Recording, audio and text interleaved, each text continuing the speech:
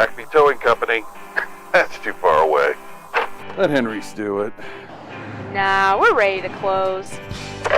Let Henry's do it. Henry's is ready to take your call right now. From compacts to semis, Henry is here to help 24/7. Save yourself the hassle and make us your first call. Henry's gets there fast, offering multiple locations to serve the Ozarks. When you're stuck on the side of the road, make the right call. Let Henry do it. I need a change. My workouts are too boring. Oh, I've got an amazing workout for you. Hot yoga. I've lost weight and I'm more flexible. Try our community classes for only $8. Sumit's Hot Yoga. You are going to feel awesome.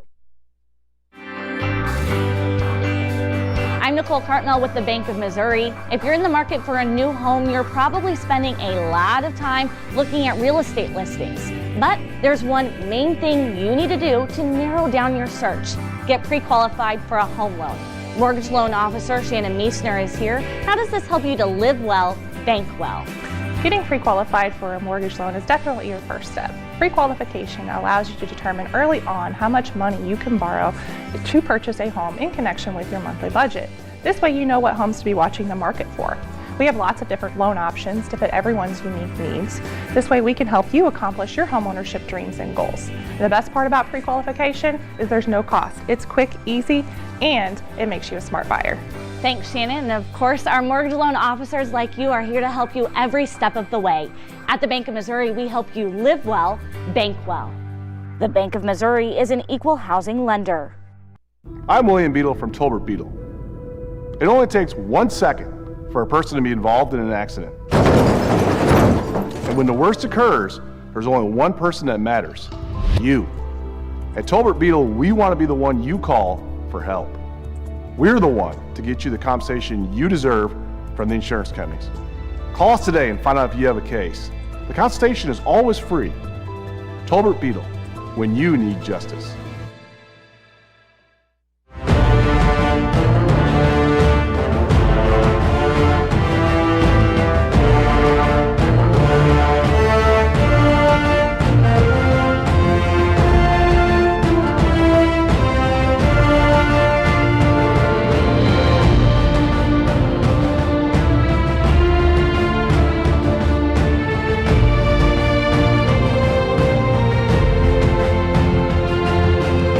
We're here, we're home, and we are live.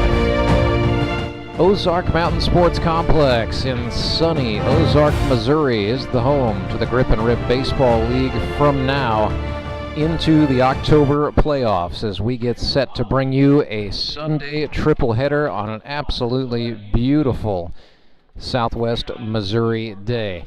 Coming up first, it is the Branson Showmen, 2 wins against 1 defeat, riding in on a 2-game hot streak against the red-hot Republic Locos. 3 wins, no losses. They are the #1 team in the GRBL North Division with a 3-game lead over the Springfield Metropolitans and the Moon City Mavericks. So let's take a look at the table before we break down today's matchups. Hello once again, everybody. I'm Rance Berger. So in the GRBL North, it is the Locos at 3-0, 24 runs scored against 10 allowed. Springfield Metropolitans in second place at 0-3, and the Moon City Mavericks third, also 0-3. Those two teams will play each other today at 3 o'clock in perhaps, no lie, the most intriguing game on the schedule to date here in 2024. In the GRBL South Division, it is the Nixa Suckers up on top. 3 wins against no losses. 32 runs scored to just 2 allowed. Branson Showmen are in second place right now at 2-1, so a win today over the Locos would certainly help their cause in their quest to try to win the GRBL South. It is the Ozark Mountain Ducks, presently in third place in the South Division, 1 win against 2 defeats. Our baseball night in the Ozarks game this evening, it will be the Suckers taking on the Mountain Ducks at 6 o'clock. So once again, today's schedule here at high noon, it's going to be the Branson Showmen and the Republic Locos, 3 o'clock, Mavericks and Metropolitans at 6 o'clock, Nixa Suckers at Ozark Mountain Ducks. pitching matchup for this one between the Showmen and the Locos. Well, a little bit of a different look for both clubs. Tyler Abma gets the start today for the Showmen. He had been in a middle relief role, but it'll be Abma getting the go-ahead on the hill before the Purple Gang gets going. Republic Locos had been starting John Bortz throughout the first 3 weeks of the regular season. But Bortz is going to be used in a reliever's role today. It will be Jayson Rose, the rookie out of the University of Utah, getting the ball to start off for Republic. It's high noon, the start. We're just about 6 minutes away. Let's go ahead and bring you today's starting lineups. So the Showmen are the visiting team on the board, and both clubs getting a little bit used to being back here at Ozark Mountain Sports Complex. Of course, for the 25 rookies, it'll be their first time playing a GRBL game in this park.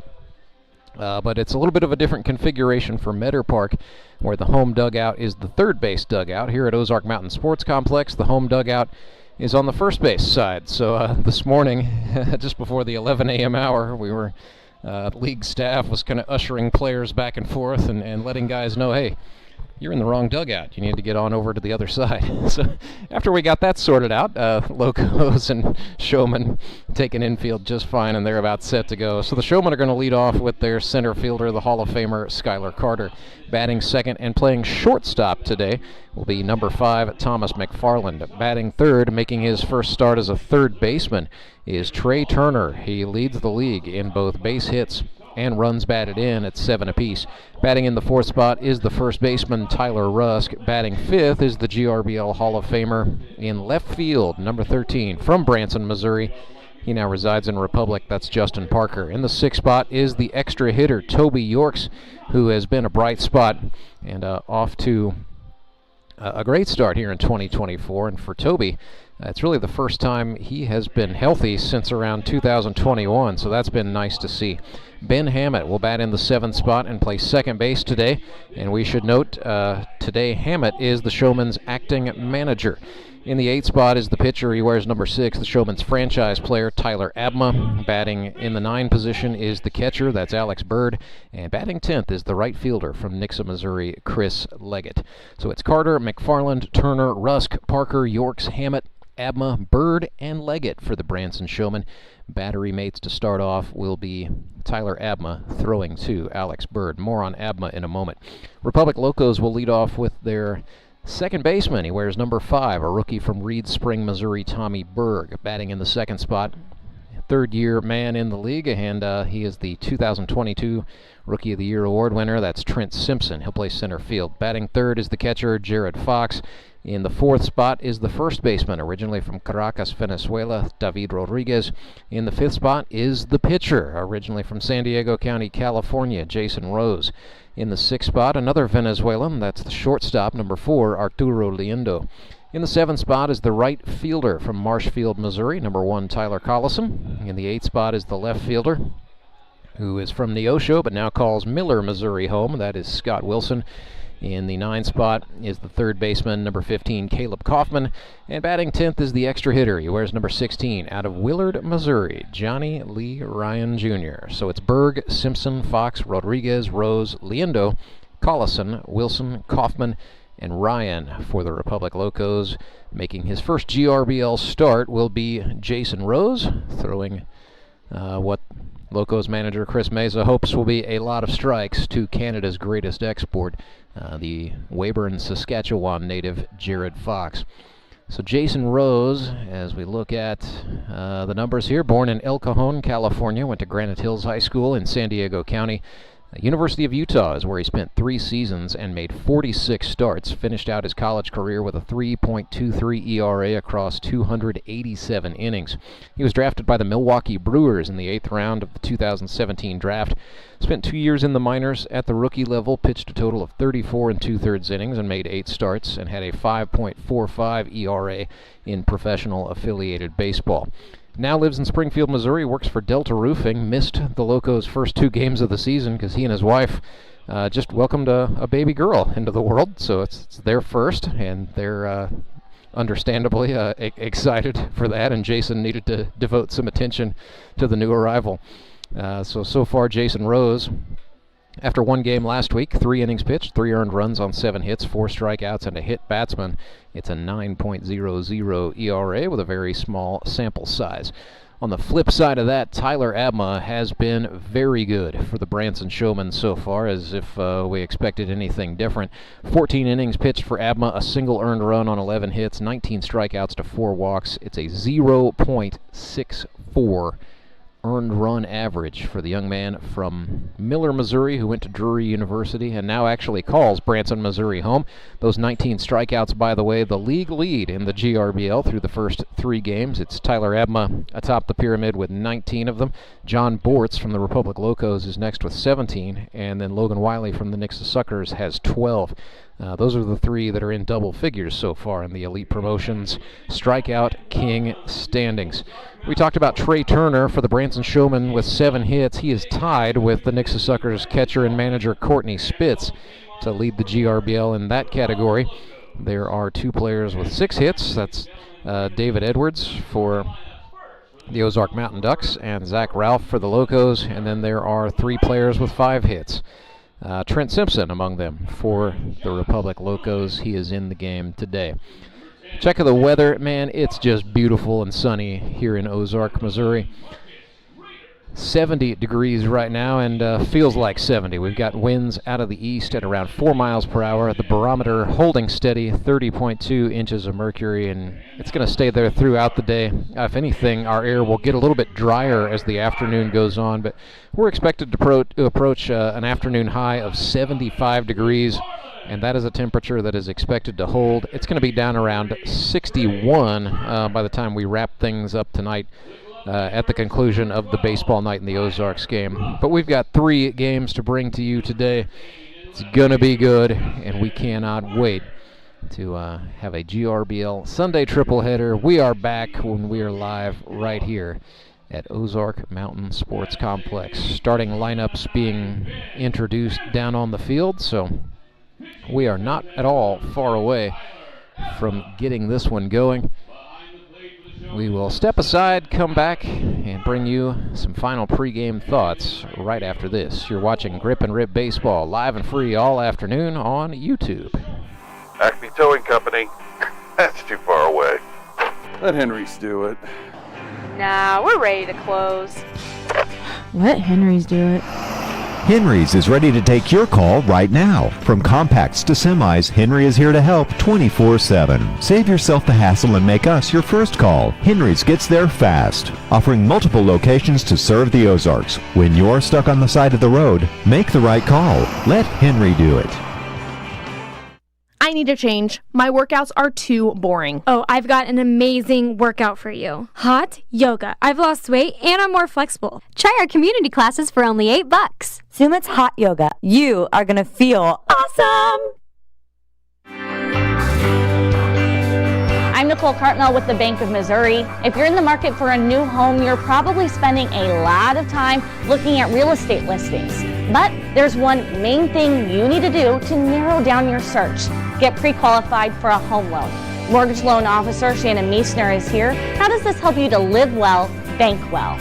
Getting pre-qualified for a mortgage loan is definitely your first step. Pre-qualification allows you to determine early on how much money you can borrow to purchase a home in connection with your monthly budget. This way you know what homes to be watching the market for. We have lots of different loan options to fit everyone's unique needs. This way we can help you accomplish your homeownership dreams and goals. And the best part about pre-qualification is there's no cost. It's quick, easy, and it makes you a smart buyer.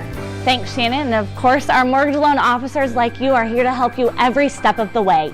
At the Bank of Missouri, we help you live well, bank well. The Bank of Missouri is an equal housing lender. I'm William Beadle from Tolbert Beadle. It only takes 1 second for a person to be involved in an accident. And when the worst occurs, there's only one person that matters, you. At Tolbert Beadle, we want to be the one you call for help. We're the one to get you the compensation you deserve from the insurance companies. Call us today and find out if you have a case. The consultation is always free. Tolbert Beadle, when you need justice.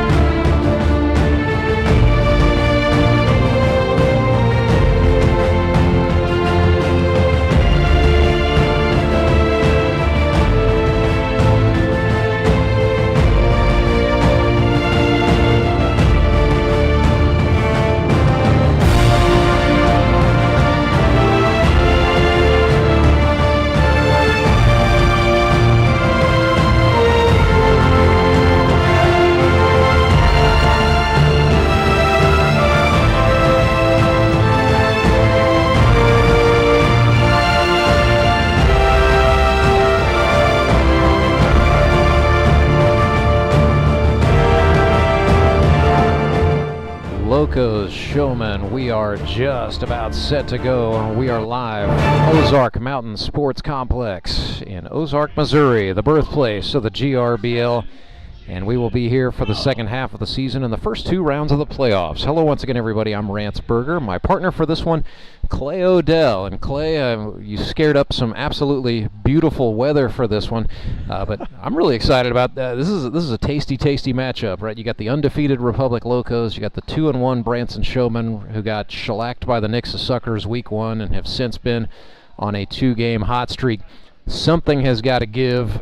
Somebody's run is going to come to an end today, but the team that pulls off the win in this one is going to have great momentum headed down for the second half. Oh, completely agree. I think it's going to come all down to pitching. Pitching is always the stabilizer, and you know, you have Jayson Rose throwing for them today, and you know, he's got good stuff. He's got a good fastball. He likes to locate it. He's got good off-speed breaking balls that'll keep you on your front foot as well.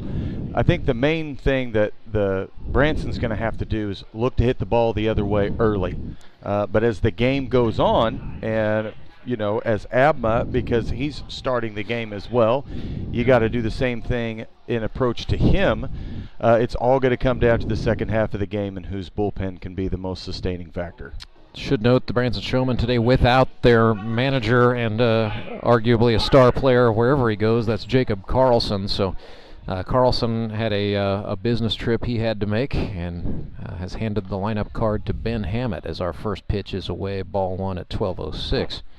So no Jacob Carlson today for the Showmen. You know, first off, that means he's not going to play shortstop, so Thomas McFarland gets the start at short today, and correspondingly Justin Parker will get the go in left field. But you know, that's another arm that Branson cannot bring out of the pen later in this game.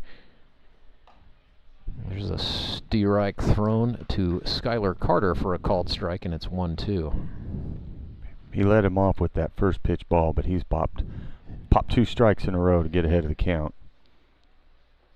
Tried to bend one in on the lefty, missed low.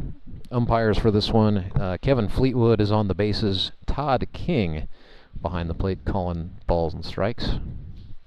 I don't know that we've seen Kevin Fleetwood before, but we've seen Todd King in 2023 in the GRBL. He does a pretty good job, and when it's a swing and a miss like that, it's not a difficult one as Skylar Carter goes down on strikes. Just went after him. He's being aggressive, which the first inning, you know, you want to just go after the first few hitters, attack them, let them know you're here today and you're going to be here for a little while, and hopefully you come out on top, get a big fat 0 for the beginning inning. Here's Thomas McFarland, second-year man out of Maryland Heights, Missouri.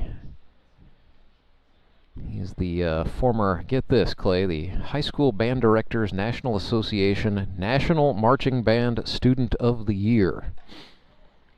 I really don't know what to say to that. That's a long title. That is a very long title, so I wanted to make sure I read that correctly. But it's a fun fact about Thomas McFarland. He was a baseball player, of course, in high school. Like a lot of guys on a smaller team, pitcher, shortstop, center field combination. Also played soccer, was a goalkeeper, so you know, fast hands, good reaction time, and all that. But he was the son of his school's band director, so therefore, I think his marching services were mandatory. Yeah, he didn't really have a choice but to be in the band, and leaned into it. So actually, still plays now in a cover rock band called Blue Madison. As Jayson Rose threw one inside to walk Thomas McFarland. We'll see if he tries to march on down to second base. Well, here is Trey Turner. That's an intimidating sight as he steps on into that batter's box. 7 for 14 with 7 runs batted in. He's the league leader in both categories. Also a home run, a double, and has struck out twice. A couple of ex-minor leaguers going at it here. Jayson Rose versus Trey Turner. Rose is having a little difficulty spotting that fastball right now. He's been trying to bring it in on the inside corner. Yeah, that was low. And you can kind of see the body language. That ball did not carry where he wanted it to go. Yeah, he just needs to take a breath, settle in. He's trying to pound the low end of the zone. Keep the ball low, which is good. Get a double play right here. Just try to find that command. Caught the outside with a little sweeper there. Looked like a little slider.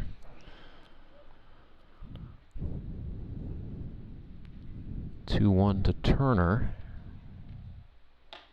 Ran one in to make it 3-1. So Trey Turner, you know, the highest level where he was really a hitter was the junior college level at Crowder. They took the baseball bat out of his hands once he got to Missouri State. McFarland goes. Here's a chopper to the shortstop. Liendo with it for the Locos. One hopped the throw to his countryman David Rodriguez in time to get the out. So the two Venezuelan Locos, Los Locos Venezolanos, combine to get Trey Turner. Thomas McFarland taken off early, took away any possibility for the double play. So I thought smart decision there by Liendo. Just throw to first, get the first out. Absolutely, and that's when you get on first base. That's what you got to be looking. Can I take it? Can I take it? Try to take it. Keep a double play out of order. Two gone for Tyler Rusk, who swings and fouls one down. Not sure if that caught his foot or what that hit. Rusk with that number 2 pencil bat. That cracks me up every time.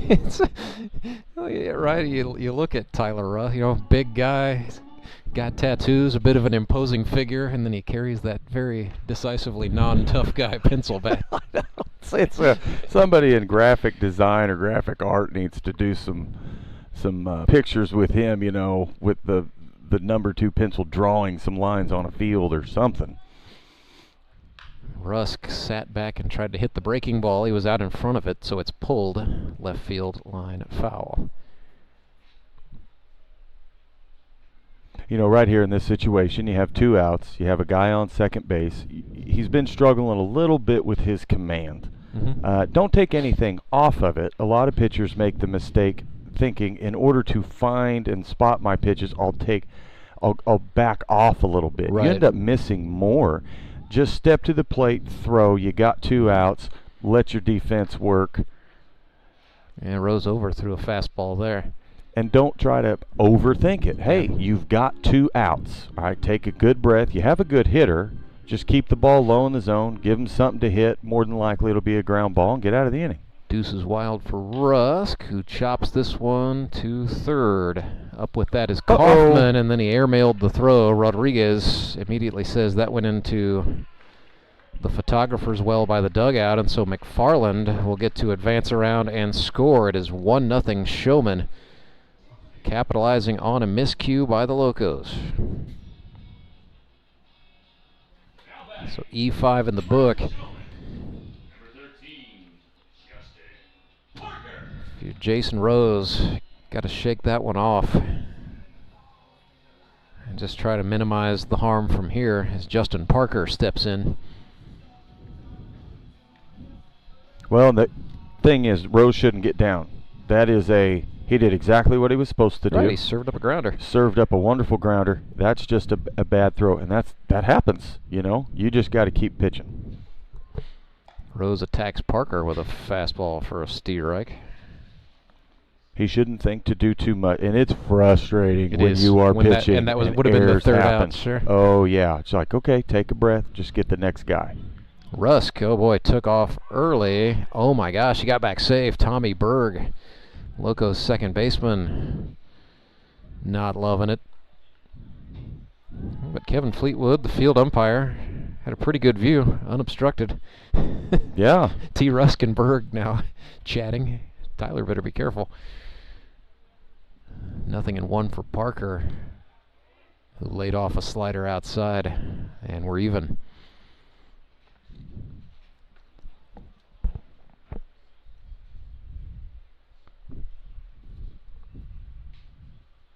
Rose from the midsection is where he breaks the hands when he's in the stretch. That looked like same pitch, just better location on the outer half for a called strike. Yeah, he's got it's same situation as the last hitter, so he knows, okay, I can pretty much throw the same repertoire and same pitches and go after. Now, he threw a high fastball there. Yeah. Now, but he's got 2 strikes, so we're looking at a 2-2 with a man on second, and he just throws a high fastball. Don't toe to think too much. Throw that slider or throw a breaking ball low coming out of that same hole, and I guarantee you'll fool him like that. Yes, he did, and it's going to be dropped third strike, but Jared Fox, no problem getting that ball to David Rodriguez in time to get the out. So it is 1-0. Showmen capitalize. A walk by Thomas McFarland. A ground ball off the bat of Trey Turner advanced him, and then E5 makes the score 1-0. Showmen out in front of the Locos. Clay and I'll come right back with more. We're just underway with our Sunday triple header live from Ozark Mountain Sports Complex. When Gary and Sandra Henry started Henry's Towing nearly 5 decades ago, customers knew that Henry would be the guy coming to help. People would call and ask to let Henry do it.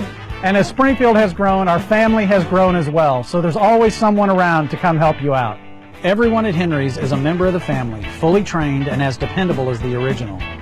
With a family this size, help is always right around the corner. So if you find yourself in need of roadside assistance, remember to call the name you've grown to know and trust. Remember to let Henry do it! Do you ever wake up and feel like you're already out of energy? I haven't felt that way since I started doing yoga. You do yoga? Every morning. Best change I've ever made. Try our community classes for only $8. Sumit's hot yoga. You are going to feel awesome!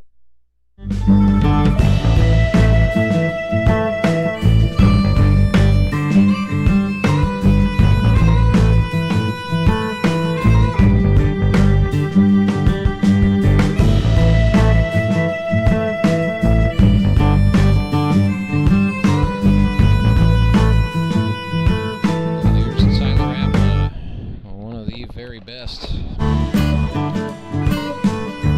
ever do it in this league. Takes the hill. It's a storied career already for the young fella out of Miller, warming up to a little again decisively non-tough guy Michael Bolton, but it is tells me it's from the movie Hercules, so let his son pick out the music for him. Tell you what, I would rather take on like 7 guys who come up to Welcome to the Jungle, because you know what you're going to get psychologically. I'm afraid of the Michael Bolton guy. Yeah. Oh, that's all right. So it'll be Tommy Berg for the Locos, Trent Simpson, and Jared Fox. David Rodriguez, their cleanup hitter, would get up should anyone manage. First pitch to Tommy Berg is a swinging strike there. So Tyler Abma on the season, a 0.64 ERA across 14 innings, just 1 earned run allowed on 11 hits, 19 Ks, leads the league across 3 games, and he's walked 4 batters. Threw a 3-hitter last time out against the Metropolitans in the maximum allotted 5 innings.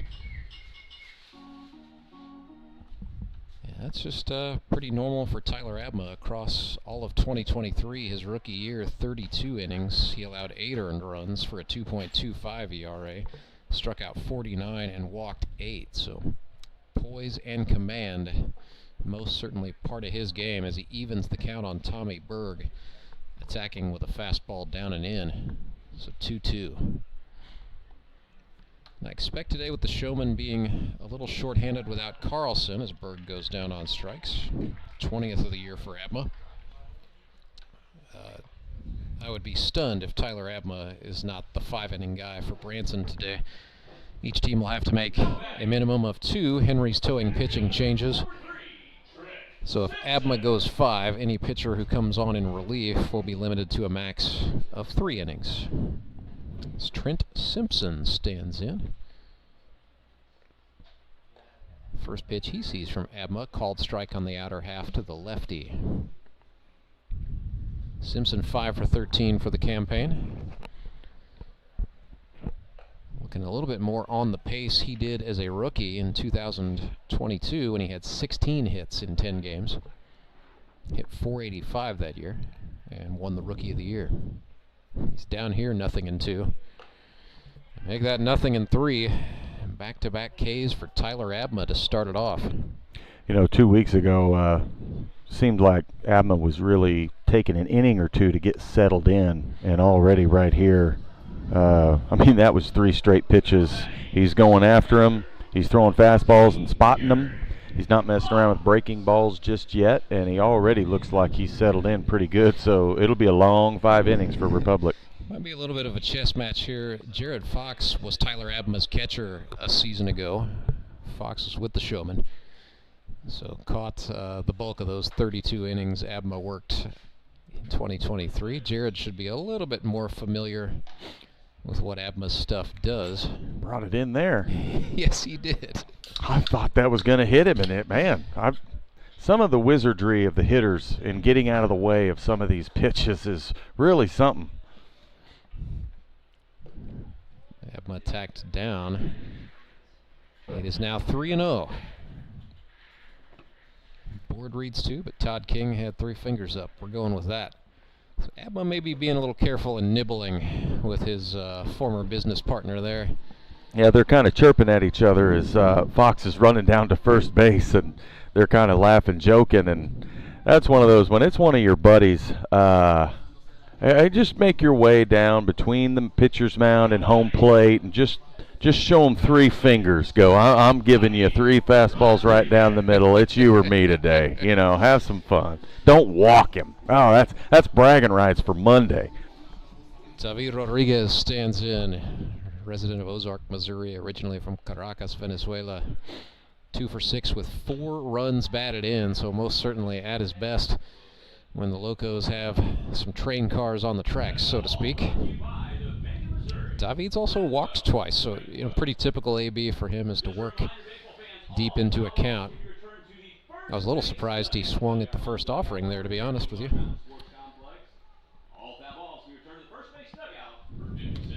Now watching Rodriguez, he's not a normal first pitch swinger. Typically likes to make pitchers work. He really, one of those guys who just really embraces the battle.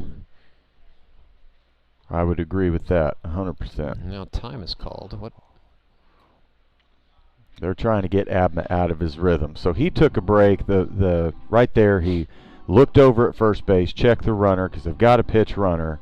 And then when he comes back set the second time, Rodriguez stepped out, called time. They're wanting to get his timing a little disrupted. Runner goes. That's Zach Ralph on for the Locos. Throw a little off to the left shortstop side. So stolen base for Zach Ralph, moving into scoring position. And this is where David Rodriguez gets all the more dangerous. So David down here, 0-2. Move for Abma might be to just get him to swing at a breaking pitch. Oh, actually, it looked like a 2-seamer, but it was outside. Abma touched his chest to say, "My bad," to catcher Alex Bird there.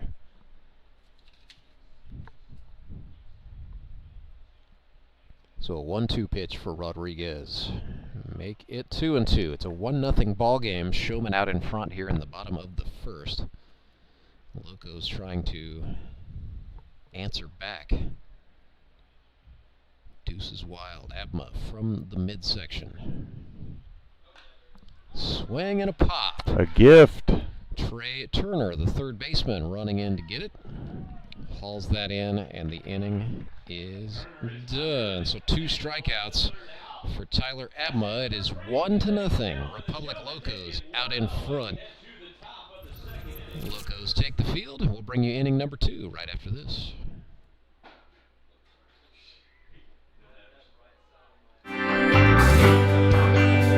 I'm Nicole Cartmell with the Bank of Missouri. If you're in the market for a new home, you're probably spending a lot of time looking at real estate listings.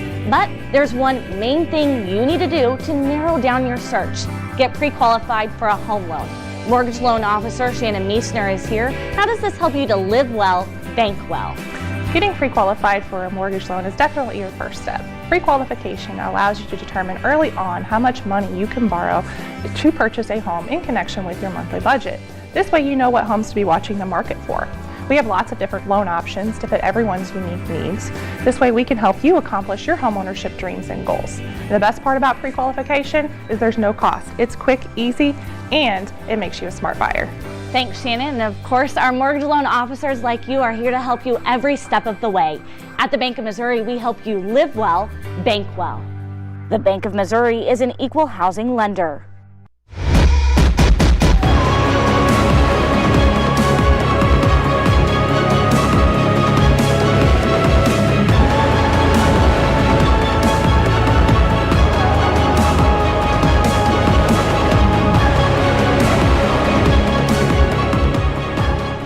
Jayson Rose back to work for the Republic Locos. It'll be interesting to see what the Railmen do in the way of pitching management strategy as this one unfolds. Red Poseidon. Indeed. I've been calling him that all the last couple of weeks since I heard you call him that a few weeks ago. Red Poseidon has been making it splash. He is 4 for 8 with 4 runs batted in, really hitting like the Toby Yorks of 2022. I would say he's, Toby struggled with some knee and back issues throughout his 2023 campaign. But rule of thumb on Toby, always bet on him in an even numbered year. That seems to be his thing. He's 9 for 22 with the Mets as a rookie in 2020. He was 14 for 40 with the Showmen in 2022. And already 4 hits through the first 3 games. Batting left-handed against the righty Jayson Rose here. Toby a switch hitter. Although it's become an increasingly rare treat to see him hit right-handed anymore. There's only a couple of lefty pitchers in the league right now. 2-1 after a foul ball. That is sent through. So Yorks now with 5 hits in 4 games, continuing to stay hot. That was a good hit. He just saw the ball tailing in a little bit, and his left-handed swing just got out in front of it and hit it right between the pitcher and the second baseman, straight up the middle towards center field for a great single. Way to just get on. So here's Hammett, the manager of the Showmen today, or acting manager, I guess, however you want to call it. Native of Rose Hill, Kansas. Went to Oklahoma Christian University and now resides in Nixa. And his wife Julie are working their way toward empty nesthood, although... Whoa, that's pulled foul. Just foul. Jeez. Looked good for a split second there off the bat, didn't it? Yes, it did. I thought, man, if that stays fair, Red Poseidon's going to have to really get with it. Don't want to clog up the bases with a flat tire type of thing. And, yeah, I bet Hammett, he could stretch his legs and run just fine if he got that one down the line. 1-1. Now Hammett bunts and is a little bit defensive on the bunt. Kaufman will get the throw over to Rodriguez in time. So Toby had to pull the parachute to get stopped at second base there. That was an excellent bunt. Right down midway, third base line, enough to get the pitcher far off the mound to not wheel it and fire it to 2, but far enough out, close enough to the plate to really draw that third baseman in. It was a really excellent bunt just to move the runner. There's nothing like a good sacrifice bunt. I thought, too, he was, that ball was running in, and Hammett had to elevate the bat a little bit, too. So. Well, when you're pitching and you see a guy square away, bring it up and in. And that's exactly what Rose did, try to get him to pop it up. But, Hammett got on top of it and laid it down really well. That was excellent. 1-0 to Tyler Abma. So Rose ran one in. They're not afraid to throw in today. They're not. Tyler Abma continuing the dialogue with Locos catcher Jared Fox, former running mate. 2-0, they set him up outside. Pretty pitch down in the zone.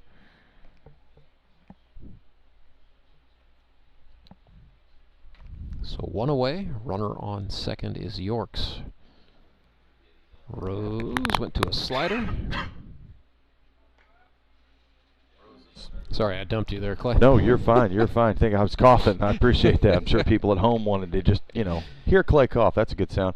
Rose is still, whoa, and he throws the bat. And he hit his teammate Alex Bird. Yeah, he got hit in the back. Check number 7. Check number 7. Yeah, Hammett is checking 7. Alex Bird took that bat right across the lower back. That's why we use pine tar and batting gloves, kids. Well, a hot day like today, when you're going to get a little sweat on your hands and you're going to swing with no batting gloves, you're going to get a little bit of moisture. You're going to swing with force, and the ball's going to fly, or the bat's going to fly right out of your hand just like that. And that's the risk you run, because you might hit a teammate, and it hit him pretty good, Alex Bird, on the on-deck circle. He had time to turn away from it at least, but yeah, right across the back. So Hammett jogged back out, put some tar on the Abma baseball bat. Full count here in a big situation. Down Good on pitch. strikes he goes. Yeah, that might have taken him out of it mentally a little bit there, understandably so, but down on strikes. Third strikeout for Jayson Rose, and the batter is now Alex Bird, who just got smacked across the back. 2 away. So Alex Bird, Mission University. He is 2 for 8 as a rookie. That's got a chance, but Tommy Berg, the second baseman, is there. Gonna have to hurry it. Safe. The throw not in time. It was a little tough play for Berg there, running to his left. And then there was just enough of a bobble to it that he could not rush the throw to Rodriguez in time. E4 is what the official scorer says. I was going to say that it's still a routine play. I was kind of wondering, were they going to rule that basically how fast that ball was going? Right. Are they going to rule that a hit, or are they going to give it an error? And they're giving it an error. Yeah, that's the old the language is, would a player have made the play ordinarily with normal effort is the there you go. The official clause in the rule book. So, no, good bit of scoring there. I think that's fair. Phraseology is important. Chris Leggett swung at one. Looked like a slider down. And with 2 outs here, and Bird just making it to first base, he's probably thinking to himself, should I even try to steal second? Or is this guy going to get a hit? Do I want to get us into scoring position to score 2 runs and just get out? See a lot of guys take their time over there on first base, and I'm too old and decrepit to think too much. I just do it. Just take 2 and be there, and if he gets a hit, we're great. Say Alex Bird, young man, he's only 22. He's got plenty of leg for what you're talking about. Yeah, there's no excuse for age out here for a lot of these guys. A lot of these guys younger than 30, they should be stealing bases left and right. The 1-1, there goes Alex Bird. No, that was a 1-2, excuse me. So down on strikes he goes. Jayson Rose, his 4th strikeout. Comes at a punctual time. It is 1-0. Showmen still out in front. Locos will try to answer when we come back. It's Grip and Rip Baseball, the Sunday triple header, brought to you live from Ozark Mountain Sports Complex. I'm William Beadle of Tolbert Beadle. Why would you call anyone else after a car accident? Tolbert Beadle has been right here in Missouri for decades. We know the local courts, and we know how to fight. You don't pay us a penny unless we win money for you. And we're not satisfied until we secure the largest settlement possible. With millions of dollars recovered, you know who to call. Tolbert Beadle, when you need justice.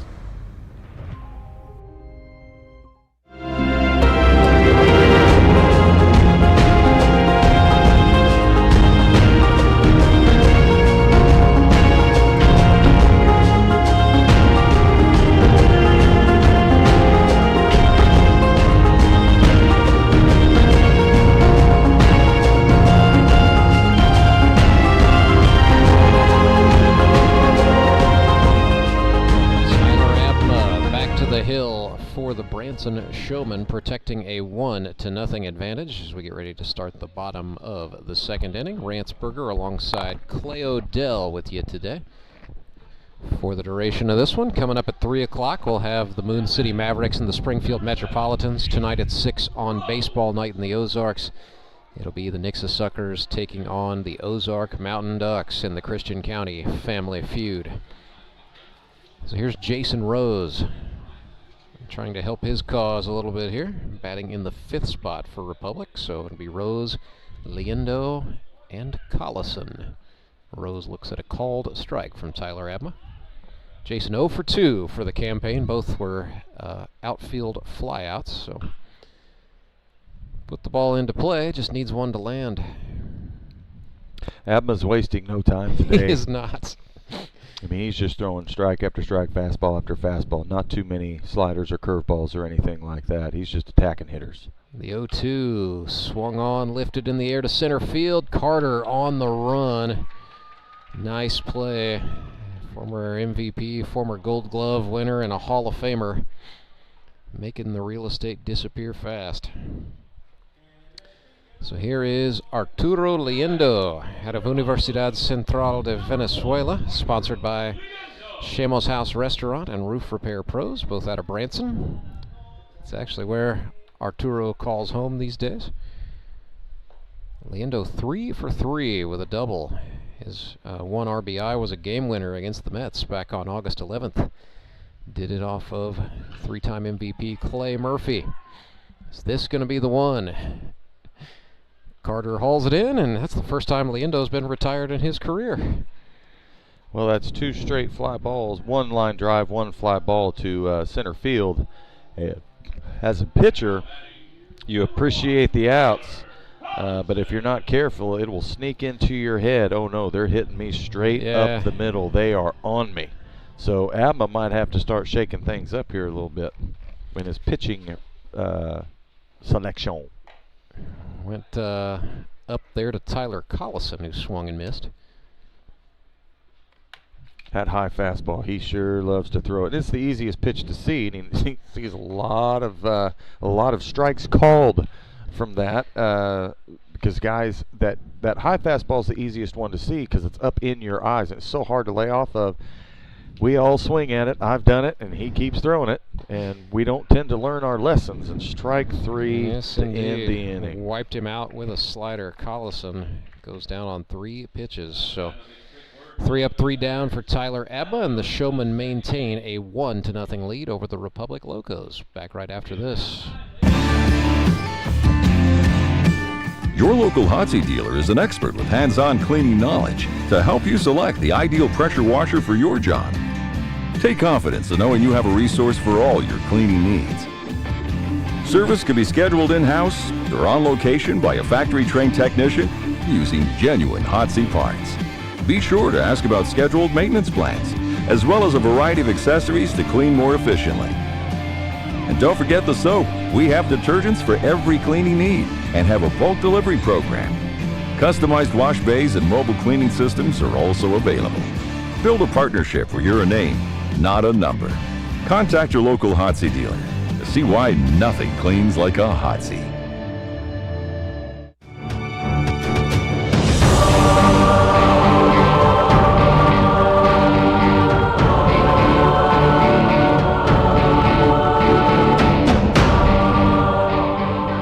Showmen headed back to the top of the order. It'll be Carter, McFarland, and Turner, with Tyler Rusk coming up should anyone manage to reach. So second time through the order, everybody's gotten at least one look at Jayson Rose. And also for Rose, we're not sure what the game plan is exactly for Republic. This could be his last inning, or they may be asking him to try to go 5 today. Skylar Carter swung and missed, strike 1. Well, I haven't seen anybody down in the bullpen for Republic warming up. The pen is awfully quiet, so that leads me to believe Rose may be going 5 today. Well, and he seemed that last inning to get a little bit more settled in. Carter launched one, but that is foul, carrying beyond that right field clubhouse. Rose is appearing to get a little bit more settled in, more confident locating his pitches, and he's already seen these guys, so he knows what they're going to swing at, chase, whatever, so might see some more aggression from him. Well, the thing to keep in mind about Rose is, this is week 4 for everybody in the league, but for him it's really week 2. He played in the Jamboree, and then he and his wife welcomed a baby into the world. So had a little bit of a break. I mean, it's almost effectively like sort of having to restart your return to baseball again. So, I've been impressed that he's been able to throw as well as he has, quite honestly. It was a good pitch, just a little low. If that would have been up a little bit, that would have made this at-bat very interesting because Carter's a pull hitter. Yeah. He definitely does pull, but if you leave it up and away, he will hit it the other way. I've seen him slap a little bit throughout the course of his career, but I think given the choice, yes, he likes to pull. He's even 2-2 here after a ball. Did just see Tyler Collison go walk toward the Republic pin. And Carter goes down on strikes. It's a dropped third strike. Fox slams the mask. And Carter is going to reach. 5 strikeouts now for Jayson Rose, but doesn't matter. Carter's on. Setting it up for Thomas McFarland. That's one of those, again, for Rose. He's just got to stay calm, keep throwing. He had an error earlier on in the game with the wild throw to first, and then you get a guy on a strikeout, you're doing your job, and then it gets past your catcher. That is just a mental wear and tear. And to be this early in the ball game and have 2 things like that happen, it's really difficult as a pitcher to shake those things off. But, hey, you're halfway through your innings right now. You're in the 3rd. You might not go more than this. You might go to 5. Just take a breath, throw strikes. McFarland chops one foul, and so we do have, that is Collison up and just starting to get warm in the Republic pen down the right field line. So it'll be interesting. Do we want to flip a coin? Is he going 3 or is he going 5? Or I'm not sure. May split the difference and go 4, but that still does burn the 3+ designation. So.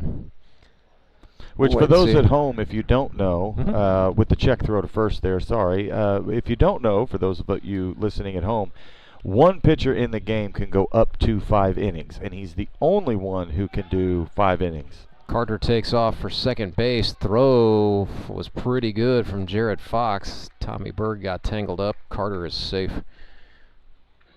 So we do a little bit different here in the grip and rip, and it's always been that way from the jump. We don't do pitch counts like you would see if you've watched the Little League World Series incessantly as of late, but there is an innings limit instead. Originally it was a pitcher could go 3 innings, period, point blank. Then they extended it up to 4, and then it was in 2019 when the limit got moved to 5. So you have one, what we call the 3+ designee, or some teams just call it the 5-inning guy, and then you have everyone else limited to 3 innings. So you have a 5, and then everyone else limit now is 3, but you're not being forced to throw 3. Right. So you can see, and you see different different managers chop it up different ways. One of the best teams we ever had out here was the 2021 Moon City Mavericks, and Daniel England really got into a groove there. He had 3 pitchers, and he would throw 3, 3, and 3. It was like 2016 all over again, but that was what worked. He liked to try to limit the amount of times opposing hitters got to see each of his 3 pitchers. But we've seen like a 3, 5, and 1. We've seen 5, 1, and 3 is pretty popular. We've seen 5, 3, and 1. Just all kinds of different configurations. It just really depends on what a manager likes to do, what he thinks is going to be the smartest way to work, and sometimes it comes down to what personnel do you have available on any given day. As McFarland goes down on strikes, that is now 6 for Jayson Rose. Single game record is 13, so that's not in danger at this point, but still impressive. Well, in the management style of moving pitchers around and when to throw them, the main thing is if you're going to throw your guy 4 to 5 innings, that's your best opportunity to capitalize and get ahead and score runs. Because most of the time when you're facing your 2, 3, 4 pitchers, that's when runs start to accumulate. Swing and a miss there by Trey Turner, who's admiring. I think he took a knee and is talking to Zeus up in the sky or something. Goodness gracious. Admiring an invisible fly ball there. Was Trey. 0 for 1 today. Got Thor at the plate. Chops this one to the shortstop. Arturo Liendo fires across. David Rodriguez hangs on. Second time Turner has grounded to the shortstop today. Does advance the runner Carter to third base.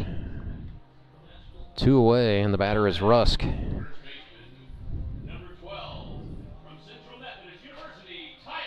Tyler Rusk was 12 for 32 with 9 batted in a season ago. That included a home run and 3 doubles. He is now 2 for 14, so sophomore campaign, a little bit of stumble out of the blocks, but have to believe, pencil bat and all, he's just too good of a hitter to stay cold. On that previous play, you know, ground ball hit to the shortstop like that right in front of him to take off from second and head to third. You're taking a gigantic risk. That's pretty brazen on the part of Skylar Carter. Yeah. You're right, Clay. And children at home, we never advise that. If the ball is in front of you and there's no one behind you on the base paths, you need to stay put and watch that ball go through. You don't want to run into and out, because that right there. Russ goes down looking. As he goes down looking, that right there to finish the explanation, that's an easy out at third. With it, now you have a guy at second base. The game could continue, the hits could count, and you can make an easy play for the next out at 2. So don't run into the outs, kids. 1-0. Showman still out in front. Locos will bat in the bottom of the third when we come back. I'm William Beadle from Tolbert Beadle.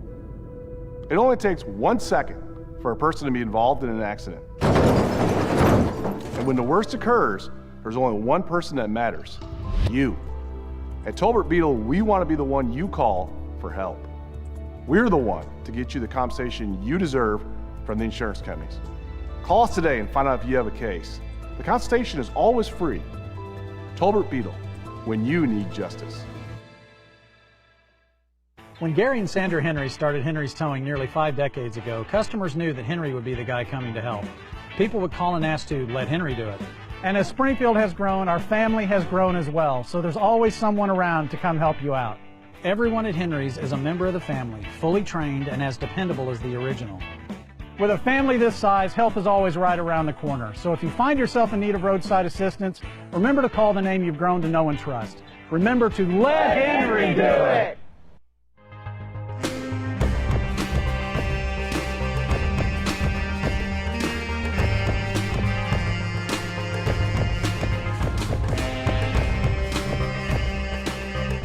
One mistake really making the difference in this one so far, as the Branson Showmen lead the Republic Locos 1-0. The run came as the result of an error committed in the first inning. It's been a pretty good duel thus far between Tyler Abma and Jayson Rose, but could be decision time for Chris Meza next inning. A lot about the flow of this game is going to be decided.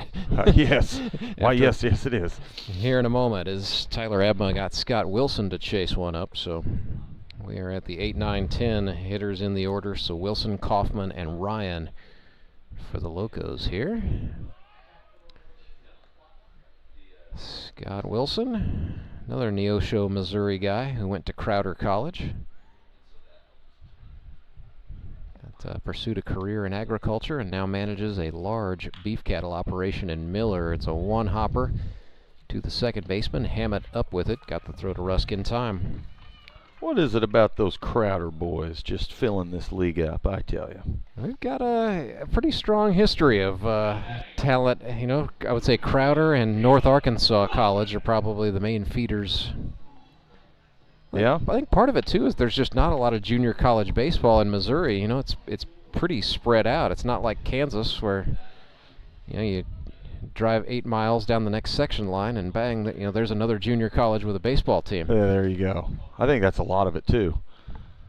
Which, that's one of the things that makes great baseball is great junior colleges. Junior colleges produce so many good ball players But anymore around this area, they keep going but more and more a little bit by the wayside, it seems.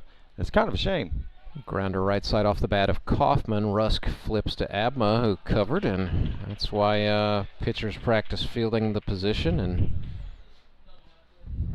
as most pitchers will tell you, pitchers really are the best athletes. Never heard a position player say that. Well, we keep that secret to ourselves as pitchers. We don't want to show anybody up or tear down anybody's confidence. But, you know, I tell you, the pitchers really are athletic. Here's the J train, Johnny Lee Ryan Jr.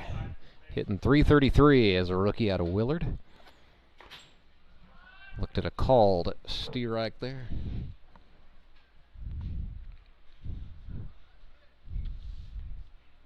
Nothing in one. Base hit up the middle. Sat back and just said, thank you very much.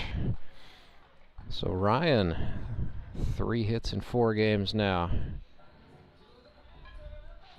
First hit Abma has surrendered today. He is mortal. it can be done, is all I'm saying. Well, Johnny Lee. He's on for Tommy Berg. Tommy Berg out of speaking of North Arkansas College, yeah. That's where he played JUCO baseball out of Reed Spring. He's sponsored by Diamond W Land and Cattle out of Lebanon, Missouri. You want the beef? Come get the beef. And Tommy Berg finished out at Williams Baptist, by the way. But that's his employer, my understanding, Diamond W. I was asking him a little bit about what they do. He said, come see us. I said, need to make some room in the freezer first, but going to keep that in mind. Where's the beef? It's at Diamond W, apparently. You kids at home have no idea the reference we're making. But your parents might. That's a lot of kids got introduced to classical music because of beef commercials, Clay. Yeah, yes, they did. Oh, the history of our country, I tell you. 1 and 2. Oh, slider. Berg a little late getting to it and under it as he popped it back foul. Saw it pretty well. I think that was one of those where just the bat path was not quite right. He's been seeing the ball okay. Berg hitting .250 so far. Another 1-2. Yeah, Abma attacked with the heater. That's 4 strikeouts in the game for Abma. Still 1-0. Showmen out in front. We head to what could be a very pivotal 4th inning. We'll tell you about it after this. I'm Nicole Cartmel with the Bank of Missouri. Whether you're looking to pay bills or make a big purchase, sometimes you need cash quickly to take that next step. A consumer loan might be a perfect option to help you live well, bank well. Sardi McClendon, one of our branch managers, is here to explain. Thank you, Nicole. We provide personal consumer loans for almost any purpose, from building your credit to financing that new car. We offer competitive rates, and decisions are made locally so we can get you the money that you need quickly. But what makes our consumer loans unique is that personal touch. For example, I recently worked with a customer to secure a loan for a horse trailer. He could have went elsewhere, but he chose to work with his bank because of that personal relationship that we've built with him. Being able to work with your personal banker that you know and trust makes a big difference. That's right, because we work with our customers to help them live well, bank well. Get started at bankofmissouri.com.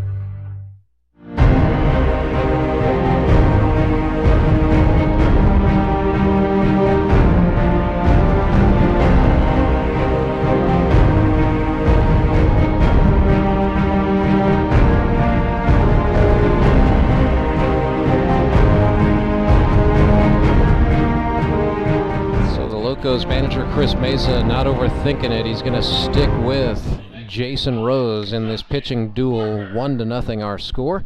Showman trying to add to the lead. Justin Parker will be the first batter. And Clay, you like this move? You like sticking with Jayson Rose? I do. Right now he seems like he's really settled in and he's spotting his fastball a lot better. One hop to the shortstop. Liendo slings it over to Rodriguez. Los Venezolanos combine again. 1 gone. And just like that, you know, keep it low. I mean, he's spotting his fastball. He's keeping it low. So throw ground balls just like that. Now, you can't really call it a ground ball here on this turf sometimes because it's just you hit it down on a regular dirt field with grass. Yeah. That's a ground ball. But here it's going to be a hop fest. It's going to hop. And I think the turf here will play a little bit faster than the turf over at Meador Park. Just the surface is older. Went in 2016. It was significantly refurbished a couple years back. Here's Toby Yorks. Where was that?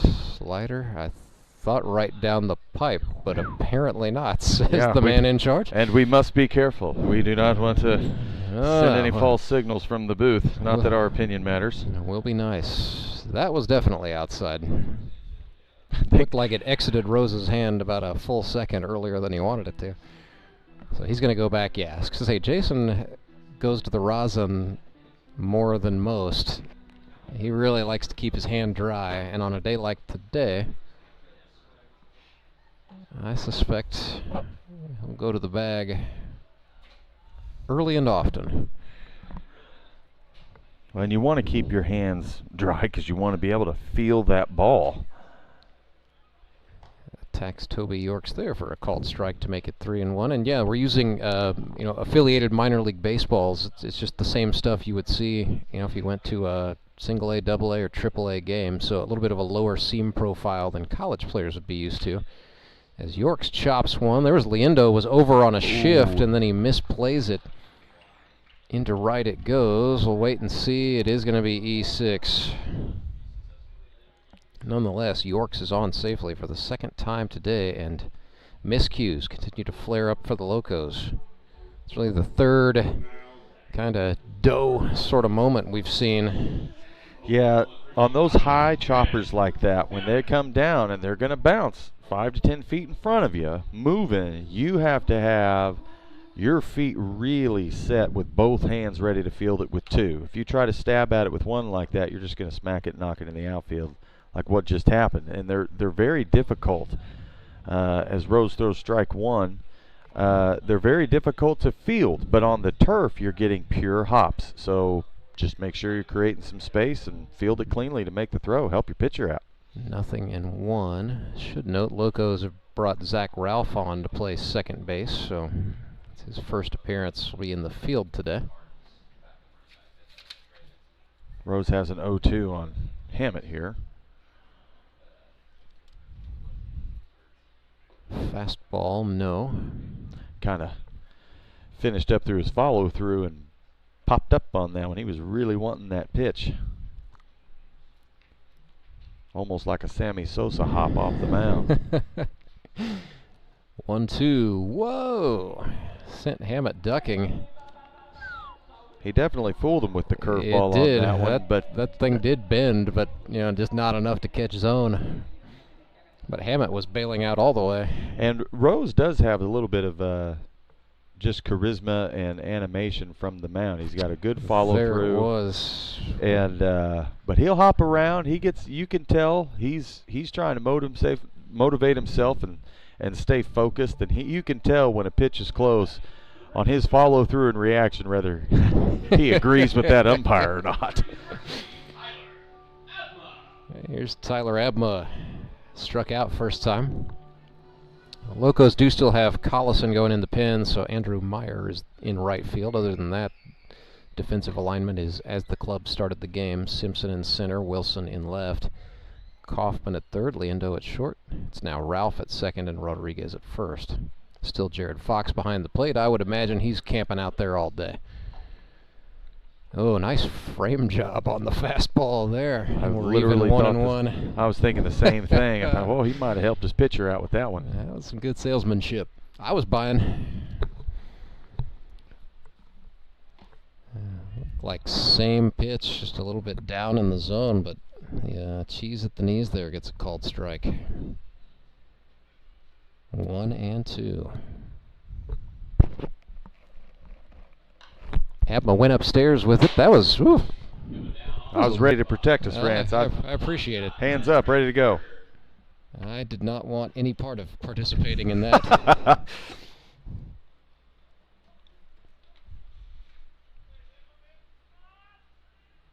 Another 1-2 coming up here. Rose goes back to the slider. It's a ball. Yorks will advance on a wild pitch.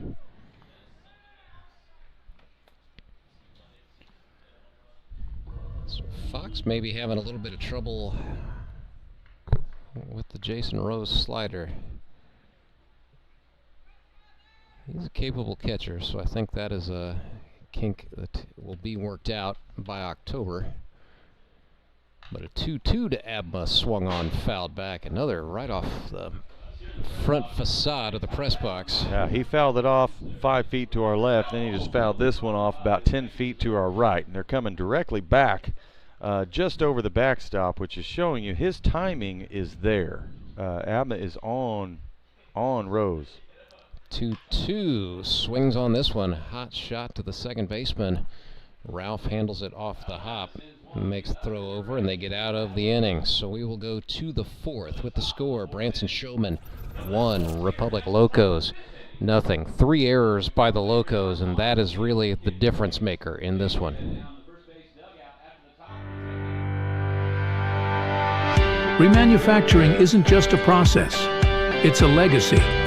From the seasoned hands of our experts to the eager spirit of the new generation, we bridge the gap by bringing together knowledge and innovation. We are one team with diverse experiences. We are moving toward one goal to ensure our future thrives. We are on one mission to pass down wisdom and embrace the new, ensuring the earth flourishes for generations to come. We are CNH Reman. I need a change. My workouts are too boring. Oh, I've got an amazing workout for you. Hot yoga. I've lost weight and I'm more flexible. Try our community classes for only $8. Sumit's Hot Yoga. You are going to feel awesome!